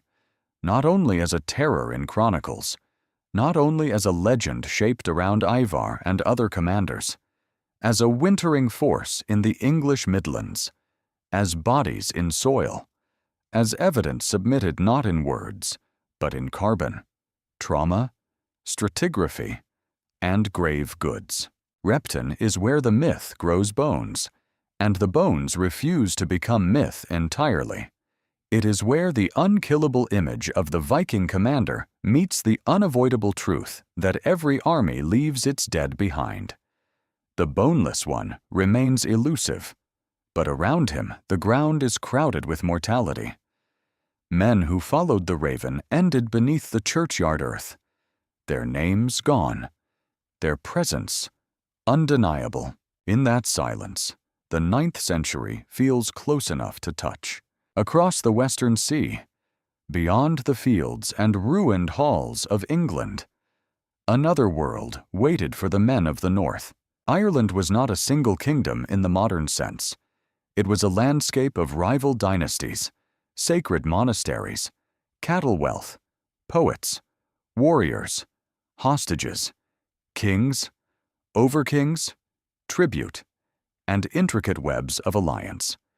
Its power was spread through kinship and ceremony, through hill forts and churches, through law tracts and praise poetry, through the taking of cattle and the taking of pledges.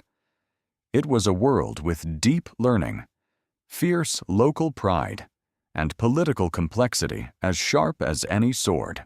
To the Vikings, Ireland offered harbors, rivers, slaves, silver, and access to the Atlantic world. Its monasteries were wealthy, its coastlines were open, its internal rivalries created opportunity. But Ireland also resisted absorption. It was not a passive shore waiting to be owned. Its kings fought back, negotiated, betrayed, hired, expelled, and married into the foreign presence. The northern newcomers found in Ireland not merely a land to plunder, but a political maze. In that maze appears a name that has haunted historians for generations: Ivar. The Irish annals speak of a powerful Viking leader named Ivar, active in the 9th century, associated with Dublin and with a wider sea kingdom reaching across Ireland and Britain. The question is as tempting as it is difficult. Was this Ivar the same man remembered elsewhere as Ivar the Boneless? The names are close enough to invite connection. The chronology appears possible to many. The scale of power fits the kind of figure later legend preserved. Yet the evidence does not close like a trap. It remains open, suggestive, and uncertain.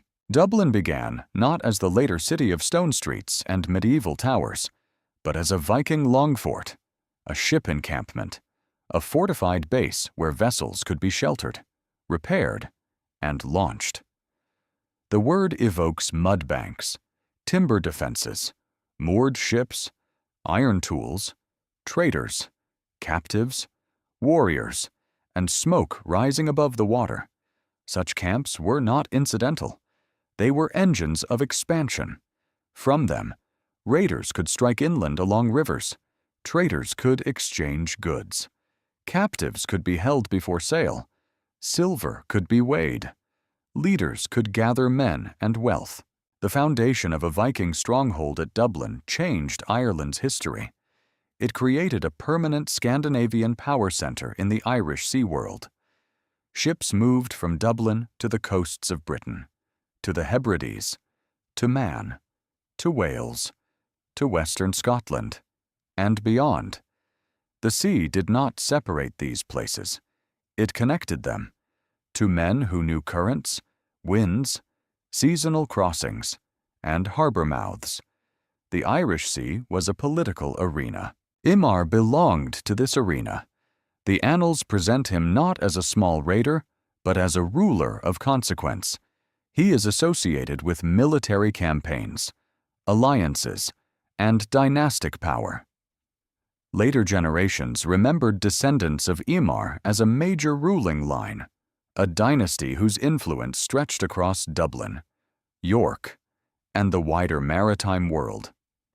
If Ivar the Boneless and Imar were one man, then Ivar was not only a terror of English kingdoms, he was a sea king of international scale, a ruler whose power moved between islands like a dark tide. This possibility changes the shape of his story. It shifts him from battlefield legend into the architecture of empire. Not an empire of straight roads and marble courts, but an oceanic network of ports, alliances, tribute, ships, and war bands. The Viking world was not centralized like Rome. Its power was flexible, personal, and mobile. A leader could hold influence through kinship, treasure, fear, marriage, and success. He could be strong in one harbor, challenged in another, welcomed by one local king, hunted by the next. Power floated, but it floated with purpose. Dublin was ideal for such a man. Its position allowed access to both Ireland and Britain. It could serve as a military base, slave market, trading hub, and dynastic seat. The wealth passing through it would have included silver, textiles, weapons, livestock, amber, ornaments, and human beings. The slave trade was central to the Viking economy in the West, and it is impossible to understand the age without facing this darkness. Captives were taken in raids, marched or shipped to markets, sold into households, labor systems, and distant networks.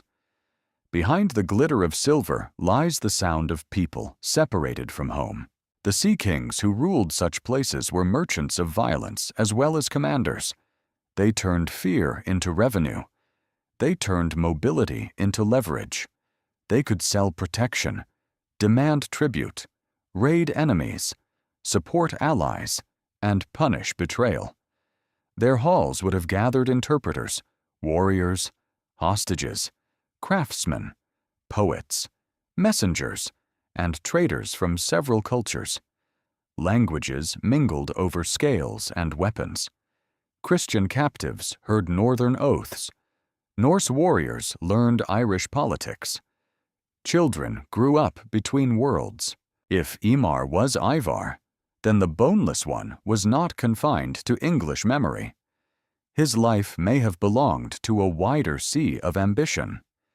He may have moved through an interconnected zone where Dublin and York were twin pillars of influence, where Irish kings treated Vikings as enemies one season and allies the next, where fleets carried news, silver, and death with the same sail.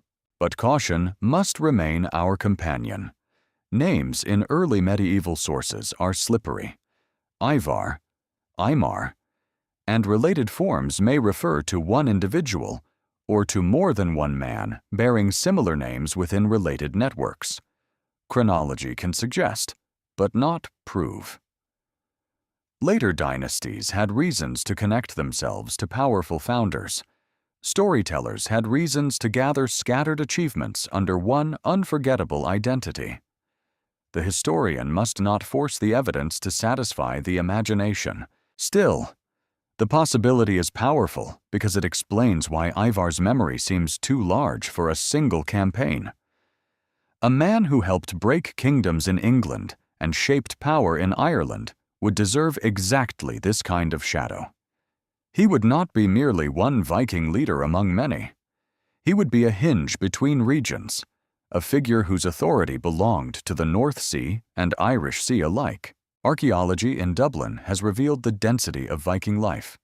Their houses, workshops, tools, weights, combs, pins, leather goods, ship rivets, metalworking debris, and traces of trade. These remains show settlement, craft, exchange, and adaptation. They show that Viking Dublin was not simply a pirate nest, but an urban experiment born from violence and commerce. It became one of the great Scandinavian towns of the West, a place where conquest settled into economy. Material culture gives this world texture, a balance weight in a trader's hand, a comb cut from antler, a child's toy dropped in packed earth, a blade repaired by a smith, a shoe worn thin in wet streets, a silver arm ring cut into payment. Such objects speak of life continuing under conditions that the chronicles often frame only as war. They also reveal the paradox of Viking power. The same networks that carried terror also carried trade, craft, and urban growth. For the Irish, the foreign towns became both threat and resource. Local kings fought the Vikings, but also used them. Alliances crossed religious and ethnic lines when advantage demanded it. A Christian ruler might join with Viking forces against an Irish rival. A Viking king might support one dynasty against another. The world was not a simple contest of pagan and Christian. It was a chessboard of ambition, where faith mattered deeply but did not erase political calculation. In such a world, Ivar or Imar would have needed more than brutality. He would have needed diplomatic intelligence. He would have needed to understand hostage exchange, tribute, insult, timing, and the value of keeping certain enemies alive. He would have needed wealth enough to bind followers and flexibility enough to operate among cultures not his own. The Sea King was not only a raider, he was a broker of violence. The annalists who recorded Imar's death in the late 9th century gave him a status that suggests awe, fear, or at least recognition.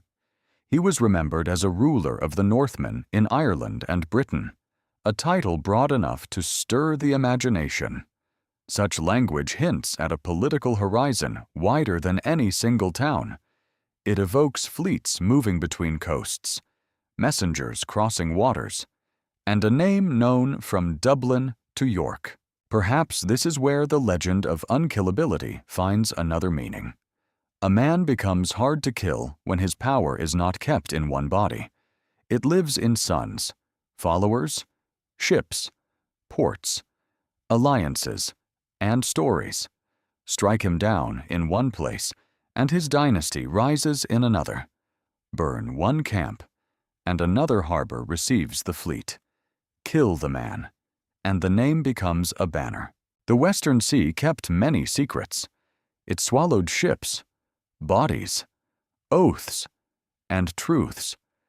Somewhere within its winds may lie the answer to whether Ivar the Boneless and Imar of Dublin were one and the same. The evidence points, but does not kneel. It invites, but does not surrender.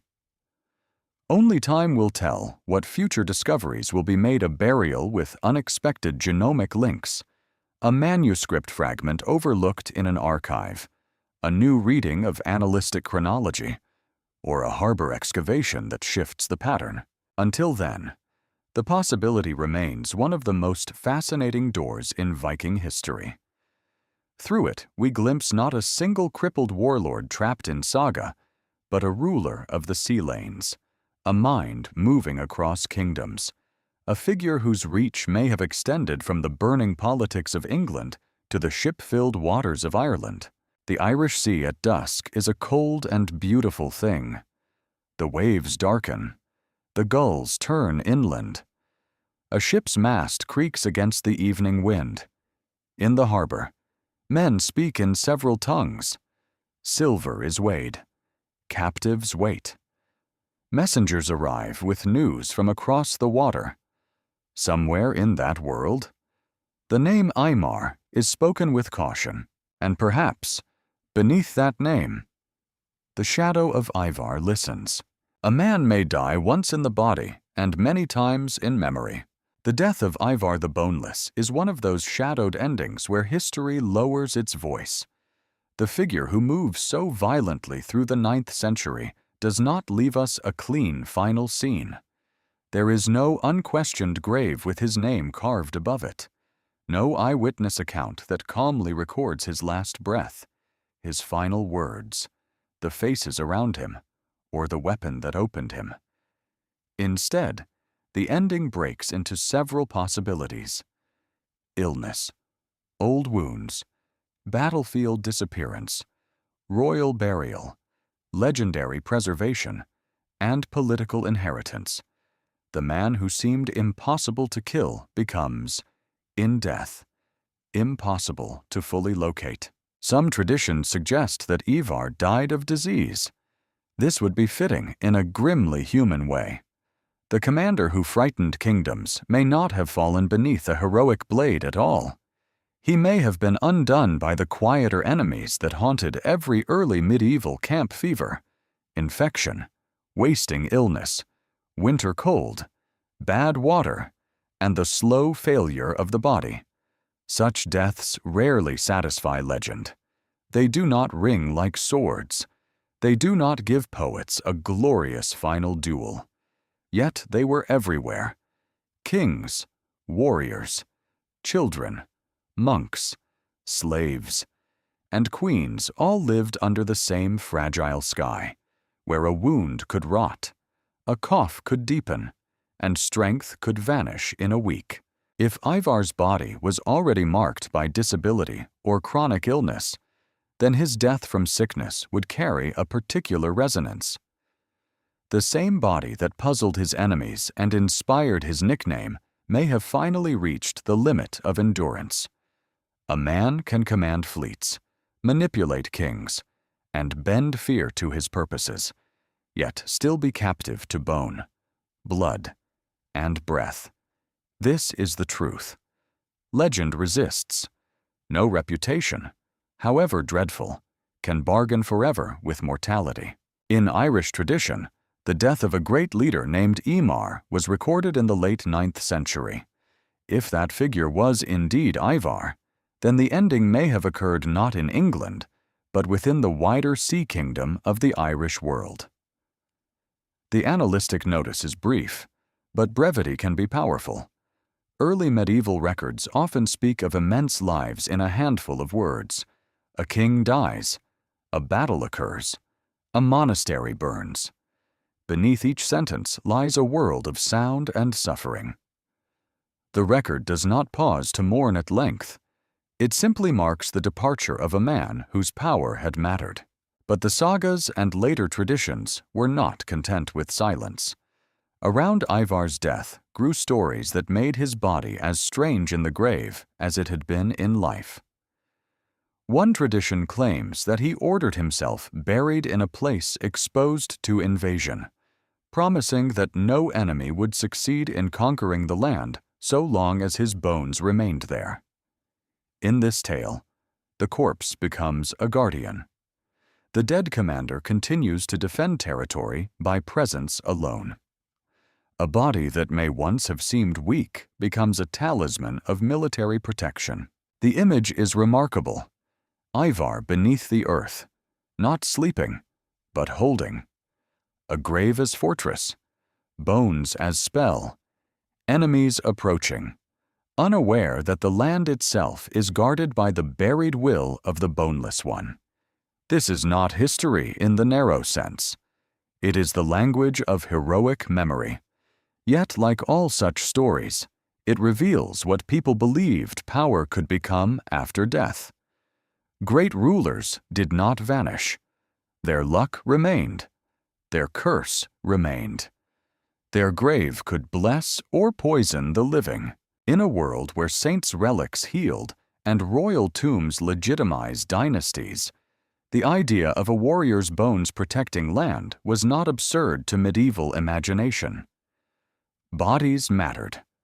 The dead were not inert. The bones of holy men could perform miracles. The bodies of kings could sanctify claims. The severed heads of enemies could become warnings.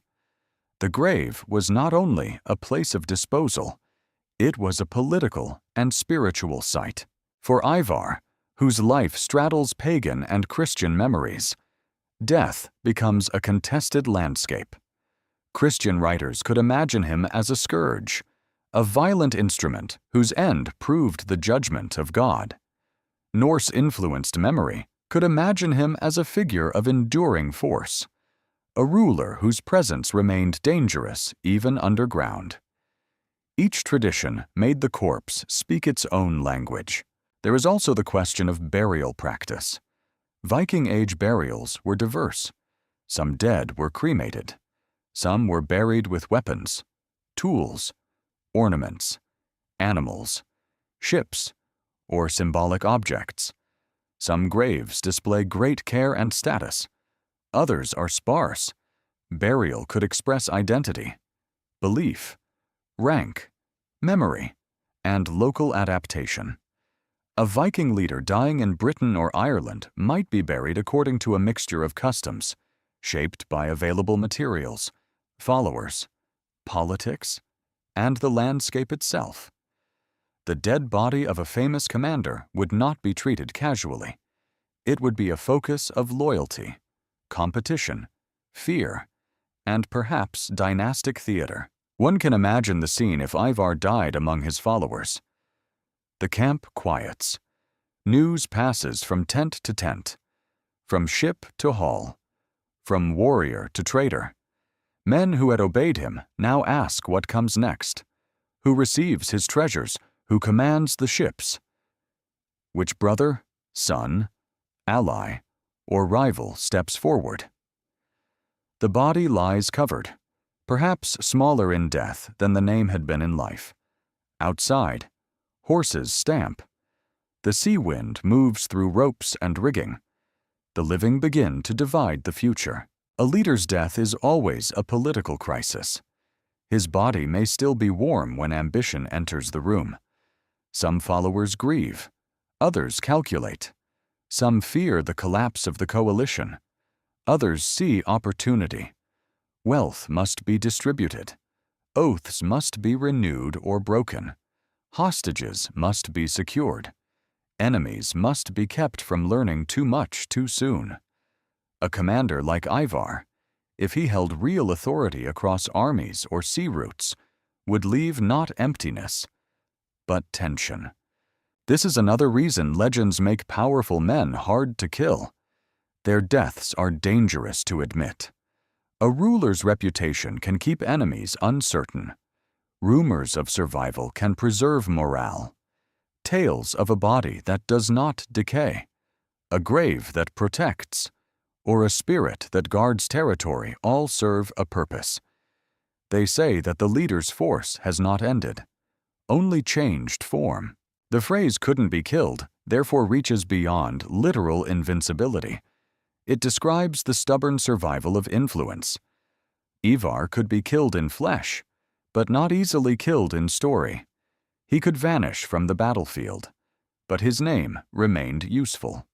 He could enter the grave, but his dynasty or supposed descendants might continue to claim authority through him. His enemies could curse him, but in doing so, they preserved him. His followers could praise him, and in praising him, they expanded him beyond fact. The body dies. The political myth continues. Perhaps his final hours were not grand. Perhaps there was no raven circling, no prophetic speech, no sword laid across his knees. Perhaps he coughed in a dark chamber, fever burning through him while rain struck the roof. Perhaps his hands, once imagined as directing kingdoms, trembled against a blanket. Perhaps he was in pain. Perhaps he was afraid. The great irony of history is that even the most terrifying men must pass through the helplessness common to all creatures. Yet perhaps his followers did not allow the ending to remain ordinary. They may have washed the body, dressed it, armed it, surrounded it with tokens of rank, and made of death one final display. They may have spoken poems. They may have sacrificed animals. They may have placed weapons nearby, not because the dead needed iron in any simple way, but because the living needed to see his status remain intact. They may have buried him where his name would still command the landscape. No confirmed grave has settled the question. Many have searched the past for Ivar's bones, but the earth has not surrendered certainty. Some graves have seemed tempting. A high-status warrior here, a strange burial there, a body with injuries, weapons, signs of rank. Yet temptation is not proof. Without secure identification, the boneless one remains unclaimed by the ground. He belongs to the interval between evidence and desire. This uncertainty is fitting. Ivar's life, as remembered, was built upon contradiction. Weak body and terrifying power. Possible disability and military command. Historical commander and saga monster. destroyer and founder, man and myth. A clear grave might make him smaller. The missing grave allows him to remain what memory made him unresolved, dangerous, drifting beyond the edge of the torchlight. Still, he died. However legends resist it, he died. Every war mind ends in silence. Every hand releases its hold. Every command fades from the air. The same earth that received unknown warriors, monks, captives, kings, and children received him too. Somewhere, in some form. The only difference is that his name did not stay buried. The death no sword achieved may have been sickness. It may have been time.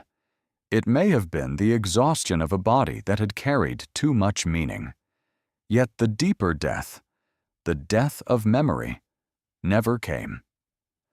Ivar continued to move through chronicles, sagas, scholarship, and imagination. He became the grave that would not close, and so the ending remains answerless, adrift to ponder, somewhere beneath churchyard grass, city streets, coastal soil, or lost earth. The bones of the man may still lie without a name, or perhaps they are gone entirely, burned, scattered, dissolved into the long chemistry of the world. Only time will tell what future discoveries will be made. Until then, Ivar the Boneless remains most alive where history fails to finish him. When a conqueror dies, the world he helped break does not become whole again.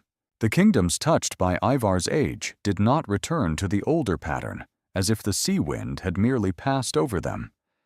England, Ireland, and the northern waters had been altered at the level of land, law, blood, trade, and imagination. A campaign can end, a fleet can sail away, a king can fall silent in the grave, but the consequences of invasion may remain for generations, settling into fields, towns, marriages, markets, borders, and names spoken by children who never saw the first ships arrive. The most visible change was political. In England, Viking power did not remain a line of smoke on the coast. It hardened into territory.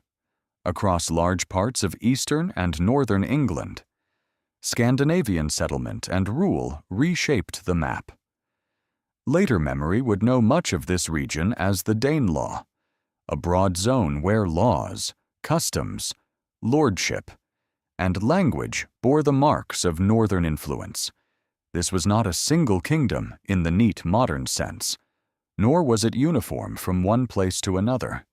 It was a layered frontier of power, negotiation, and settlement, where English and Scandinavian communities lived not only as enemies, but as neighbors, rivals, trading partners, spouses, and subjects under shifting rulers.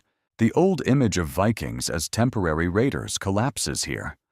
Raiders come for wealth and leave. Settlers remain long enough to argue over boundaries. They plant crops. They raise children. They repair houses. They bury the dead in local earth. They learn place names and give new ones. They enter disputes over inheritance, grazing, rent, and status. A sword may win the first season, but a plow, a scale weight, and a legal assembly hold the next. In the landscape, the change became audible. Place names of Scandinavian origin spread across parts of England, especially in the north and east. Villages ending in forms linked to settlement, farm, clearing, or village speak quietly of people who stayed. Language is among the most intimate traces of conquest because it passes through ordinary mouths. It enters not only royal charters and court commands, but kitchens, barns, river crossings, and children's games. Words carried by migrants may outlive their first speakers by 1,000 years. Law also changed. The Scandinavian world had strong traditions of assembly, oath, compensation, and communal judgment. These did not simply replace English customs everywhere, but they entered the legal culture of mixed regions. In places under Viking influence, social order had to be built from more than conquest. Disputes required resolution, property required recognition, violence required regulation, unless every feud was to burn forever. The warrior who settled became a landholder. The captive could become a household laborer. The trader demanded protection.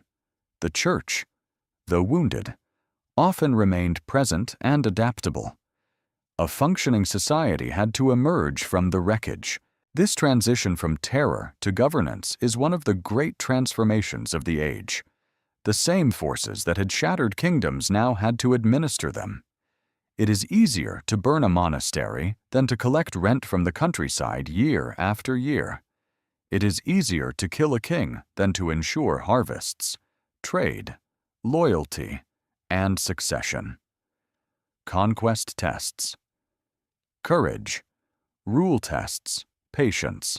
In Northumbria, Scandinavian influence became deeply rooted, especially around York. The city developed as a major center of craft, exchange, and power.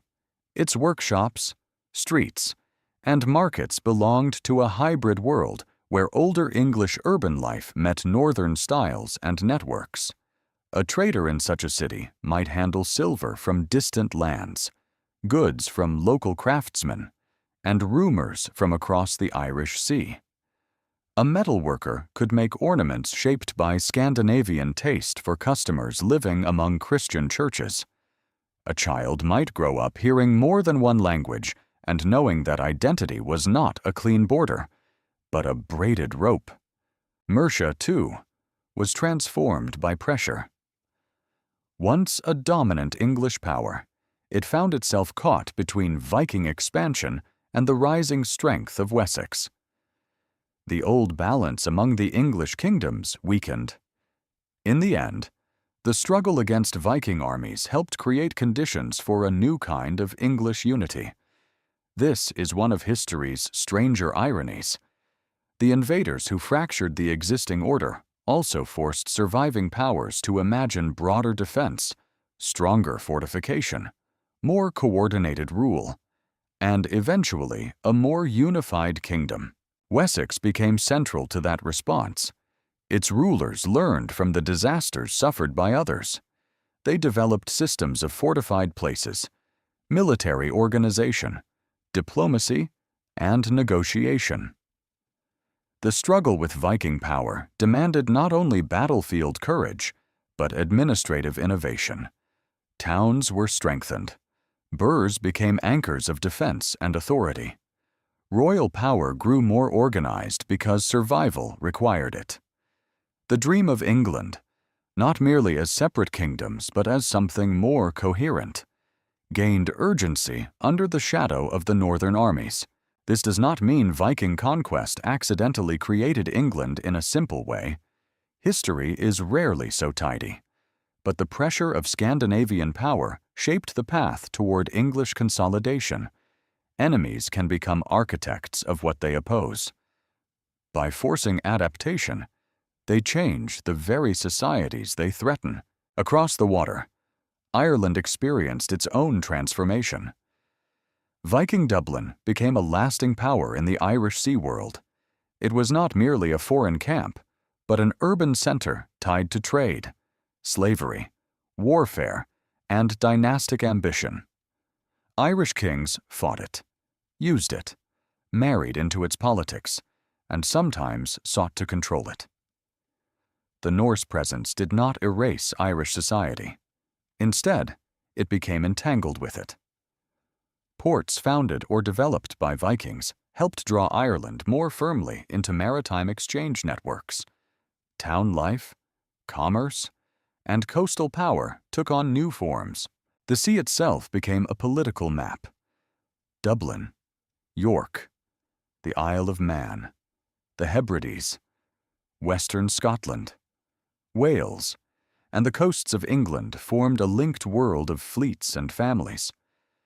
power could move quickly across water.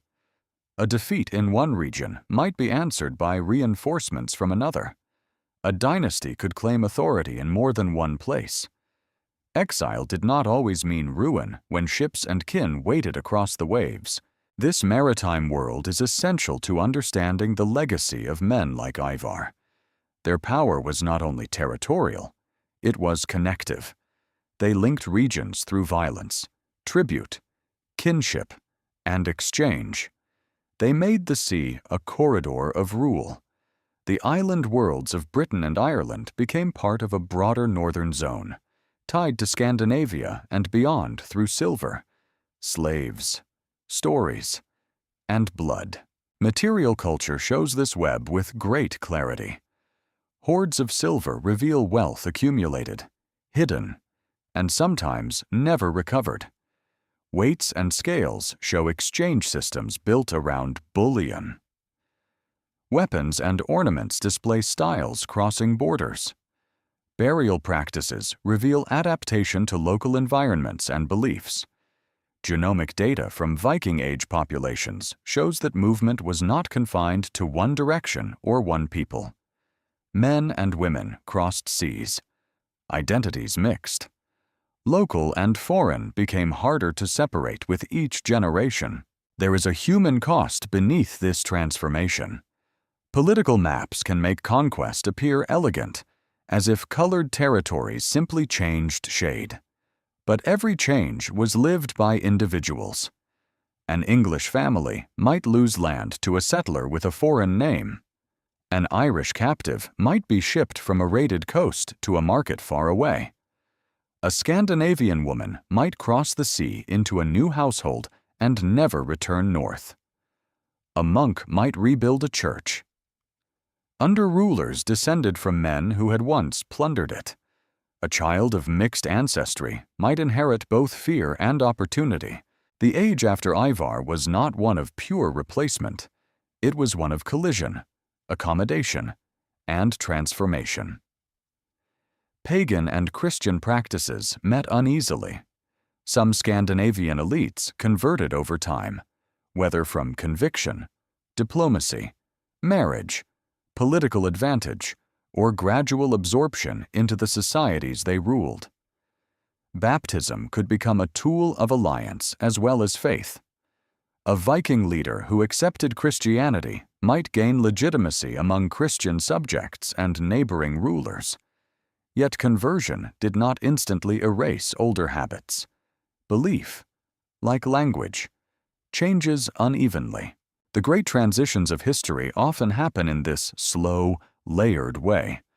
First comes shock, then settlement, then intermarriage, then law, then children who know the new world better than the old stories of arrival. The first generation remembers fire. The second remembers tension. The third remembers names, fields, and obligations. In time, descendants of invaders and survivors may kneel in the same church, trade in the same market, and claim the same land as ancestral. And still, memory preserves the violence at the beginning. This is why Ivar's legacy cannot be reduced to one man's cruelty or genius. He stands as a symbol of a broader turning point, a time when Viking war bands became political founders, when raiding became ruling, when terror became settlement, when northern names entered the soil of Britain and Ireland. His legend belongs to the moment of breaking. But the world that followed belongs to the long work of rebuilding under changed conditions. The kingdoms after Ivar were not simply weaker. They were different. Some had been shattered. Some adapted and rose stronger. Some absorbed the newcomers. Some were absorbed by them. The old sacred geography of monasteries and royal centers had been violated, but not destroyed forever.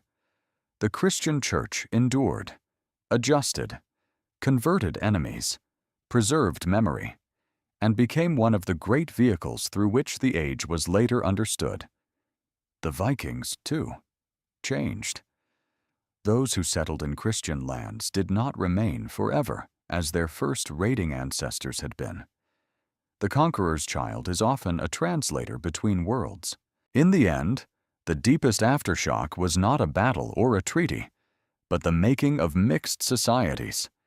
The England and Ireland that emerged from the Viking Age carried scars, but also new connections.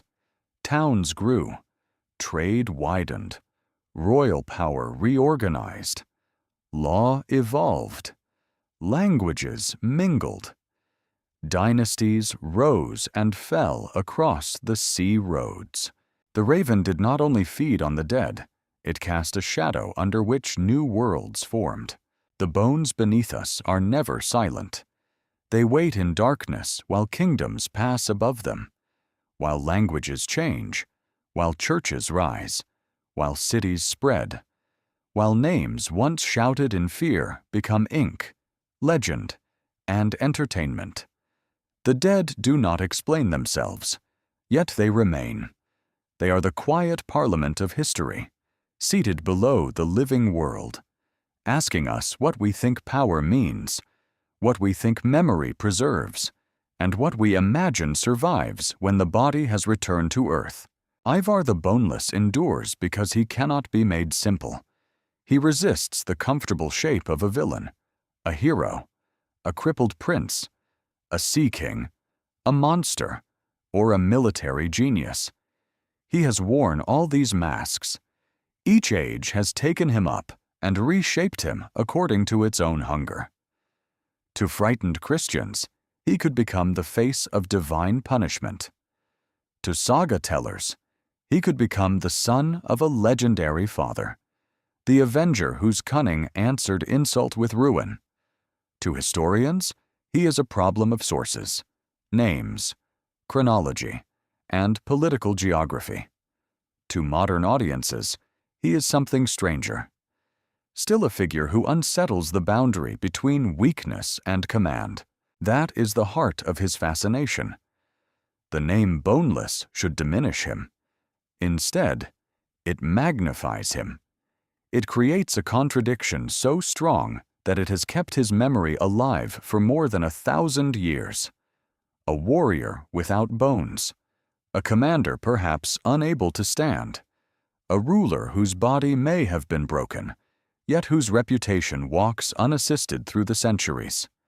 Whether the nickname began as medical observation, metaphor, mockery, or myth, it became the gateway through which Ivar entered immortality. And what an immortality it is! Not the peaceful immortality of a saint surrounded by candles, not the orderly immortality of a king named in charters and genealogies. Ivar's survival is darker. He lives in the imagination's storm cellar, where fear, admiration, cruelty, and uncertainty are kept. He is remembered because he damaged the world around him, but also because the world could not decide what kind of man he was. There is a lesson in that uncertainty. History is not a museum of finished statues. It is a field of broken remains. Some fragments are hard as sword, a skull, a coin, a ditch, a burial, a layer of burned earth. Some are soft rumor, poem, accusation, prayer, pride, grief. The historian walks among them with care, knowing that every conclusion is built upon survival by chance. A manuscript escaped fire, a grave avoided the plow, a name was copied correctly, or perhaps incorrectly. A chronicler chose to write one event and leave another in silence. The past that reaches us is not the whole past. It is what the centuries failed to destroy. Scientific methods bring us closer, and their importance cannot be overstated. Radiocarbon dating can place the dead within the frame of centuries. Stratigraphic excavation can reveal sequence, disturbance, occupation, and collapse. Isotopic analysis can show whether a person grew up near the soil in which they were buried, or crossed seas before death. Genomic data can expose kinship, ancestry, movement, and mixture where texts give no names at all. These methods do not remove mystery. They refine it. They teach us where to look, what to doubt, and how deeply human movement shaped the Viking Age. Yet science alone cannot exhaust Ivar. A bone can tell us age, diet, trauma, and ancestry. It cannot tell us whether a man was feared in council, whether his voice was soft, whether he laughed at insult, whether he loved anyone, whether he believed the gods favored him, whether he ever lay awake in pain while others slept around the fire. The inner life remains hidden. Still, for the most part, secrets remain hidden. And perhaps that is why the story breathes. The Viking Age often comes to us in images of violence-burning monasteries, longships, axes, shields, ravens, and kings dying in mud. But beneath those images was a world of people thinking carefully about survival. The Scandinavians who crossed the seas were not animals of destruction. They were men and women of strategy, memory, craft, faith, ambition, and fear. The English and Irish who endured them were not passive victims. They negotiated, adapted, fought, prayed, wrote, and rebuilt. Everyone in that age lived close to uncertainty. Harvests failed, kings fell, ships vanished, children died young. A monastery could be safe for generations and doomed by morning. To see them clearly, we must grant them equality of mind. They were not primitive versions of us. They were fully human beings, standing inside different structures of belief and necessity. Their choices were often brutal, but they were rarely meaningless. A Viking leader demanded tribute because wealth held followers. A Christian king resisted because sacred legitimacy required defense. A monk wrote of terror because writing was a weapon against oblivion. A settler built a farm because conquest must eventually eat bread. Ivar's legacy lies in the collision of these worlds. He represents the moment when the Northern Sea ceased to be merely a route of raiders and became an engine of political transformation. He belongs to the making of Viking England, the growth of Dublin, the shattering of Old Northumbria, the reshaping of East Anglia, and the long pressure that helped surviving English power reorganize itself. His life, however shadowed, stands near one of the great transitions in early medieval history, the passage from raiding to ruling. But there is also a more intimate legacy. Ivar asks what we do with people who do not fit the shapes expected of them. If he was disabled, then his memory preserves a terrifying example of authority emerging from a body others may have underestimated. If he was not disabled, then the nickname still shows how bodily difference, real or imagined, could become a vessel for myth. In either case, he became powerful through contradiction. The wound became the name became the legend became the man most people now think they know, and yet we do not know him. Not truly. We know the fear around him. We know the political weather of his age. We know the traces of armies in soil. We know that later generations found him useful to explain devastation, vengeance, cunning, and unnatural endurance. We know his name survived because it carried mystery. But the man himself remains beyond the final reach of our hand. He stands in the half-light, listening from the edge of the campfire, while scholars, storytellers, and viewers argue over his shape. Perhaps that is where he belongs. Some historical figures are not diminished by uncertainty. They are defined by it. Ivar the Boneless is powerful precisely because he is incomplete. Every missing fact becomes a chamber for imagination. Every contradiction becomes a passageway into the 9th century. Every unanswered question keeps the dead from becoming still. The truth about Ivar may never be a single clean revelation. It may always be a layered truth, made of annals, sagas, graves, scientific testing, political context, and human longing. The conqueror, the strategist, the possible sea king, the disabled prince, the avenger, the destroyer, the corpse that would not stop guarding the land. All of them remain gathered under one impossible name. Only time will tell what future discoveries will be made. A new burial may be found. A manuscript may be reread. A laboratory may extract data from a bone-long thought mute. A forgotten layer beneath a churchyard may shift the map again. But even then, Ivar will not become simple. The greatest shadows rarely do. So we leave him where history leaves him, between body and story, between the sword and the grave, between terror and admiration. The sea has grown quiet. The ships are gone. The ravens have lifted from the field. The monasteries have rebuilt, fallen, and rebuilt again. Cities stand where camps once smoked. Beneath them, the dead remain patient. And somewhere in that deep silence, the boneless one still refuses to disappear.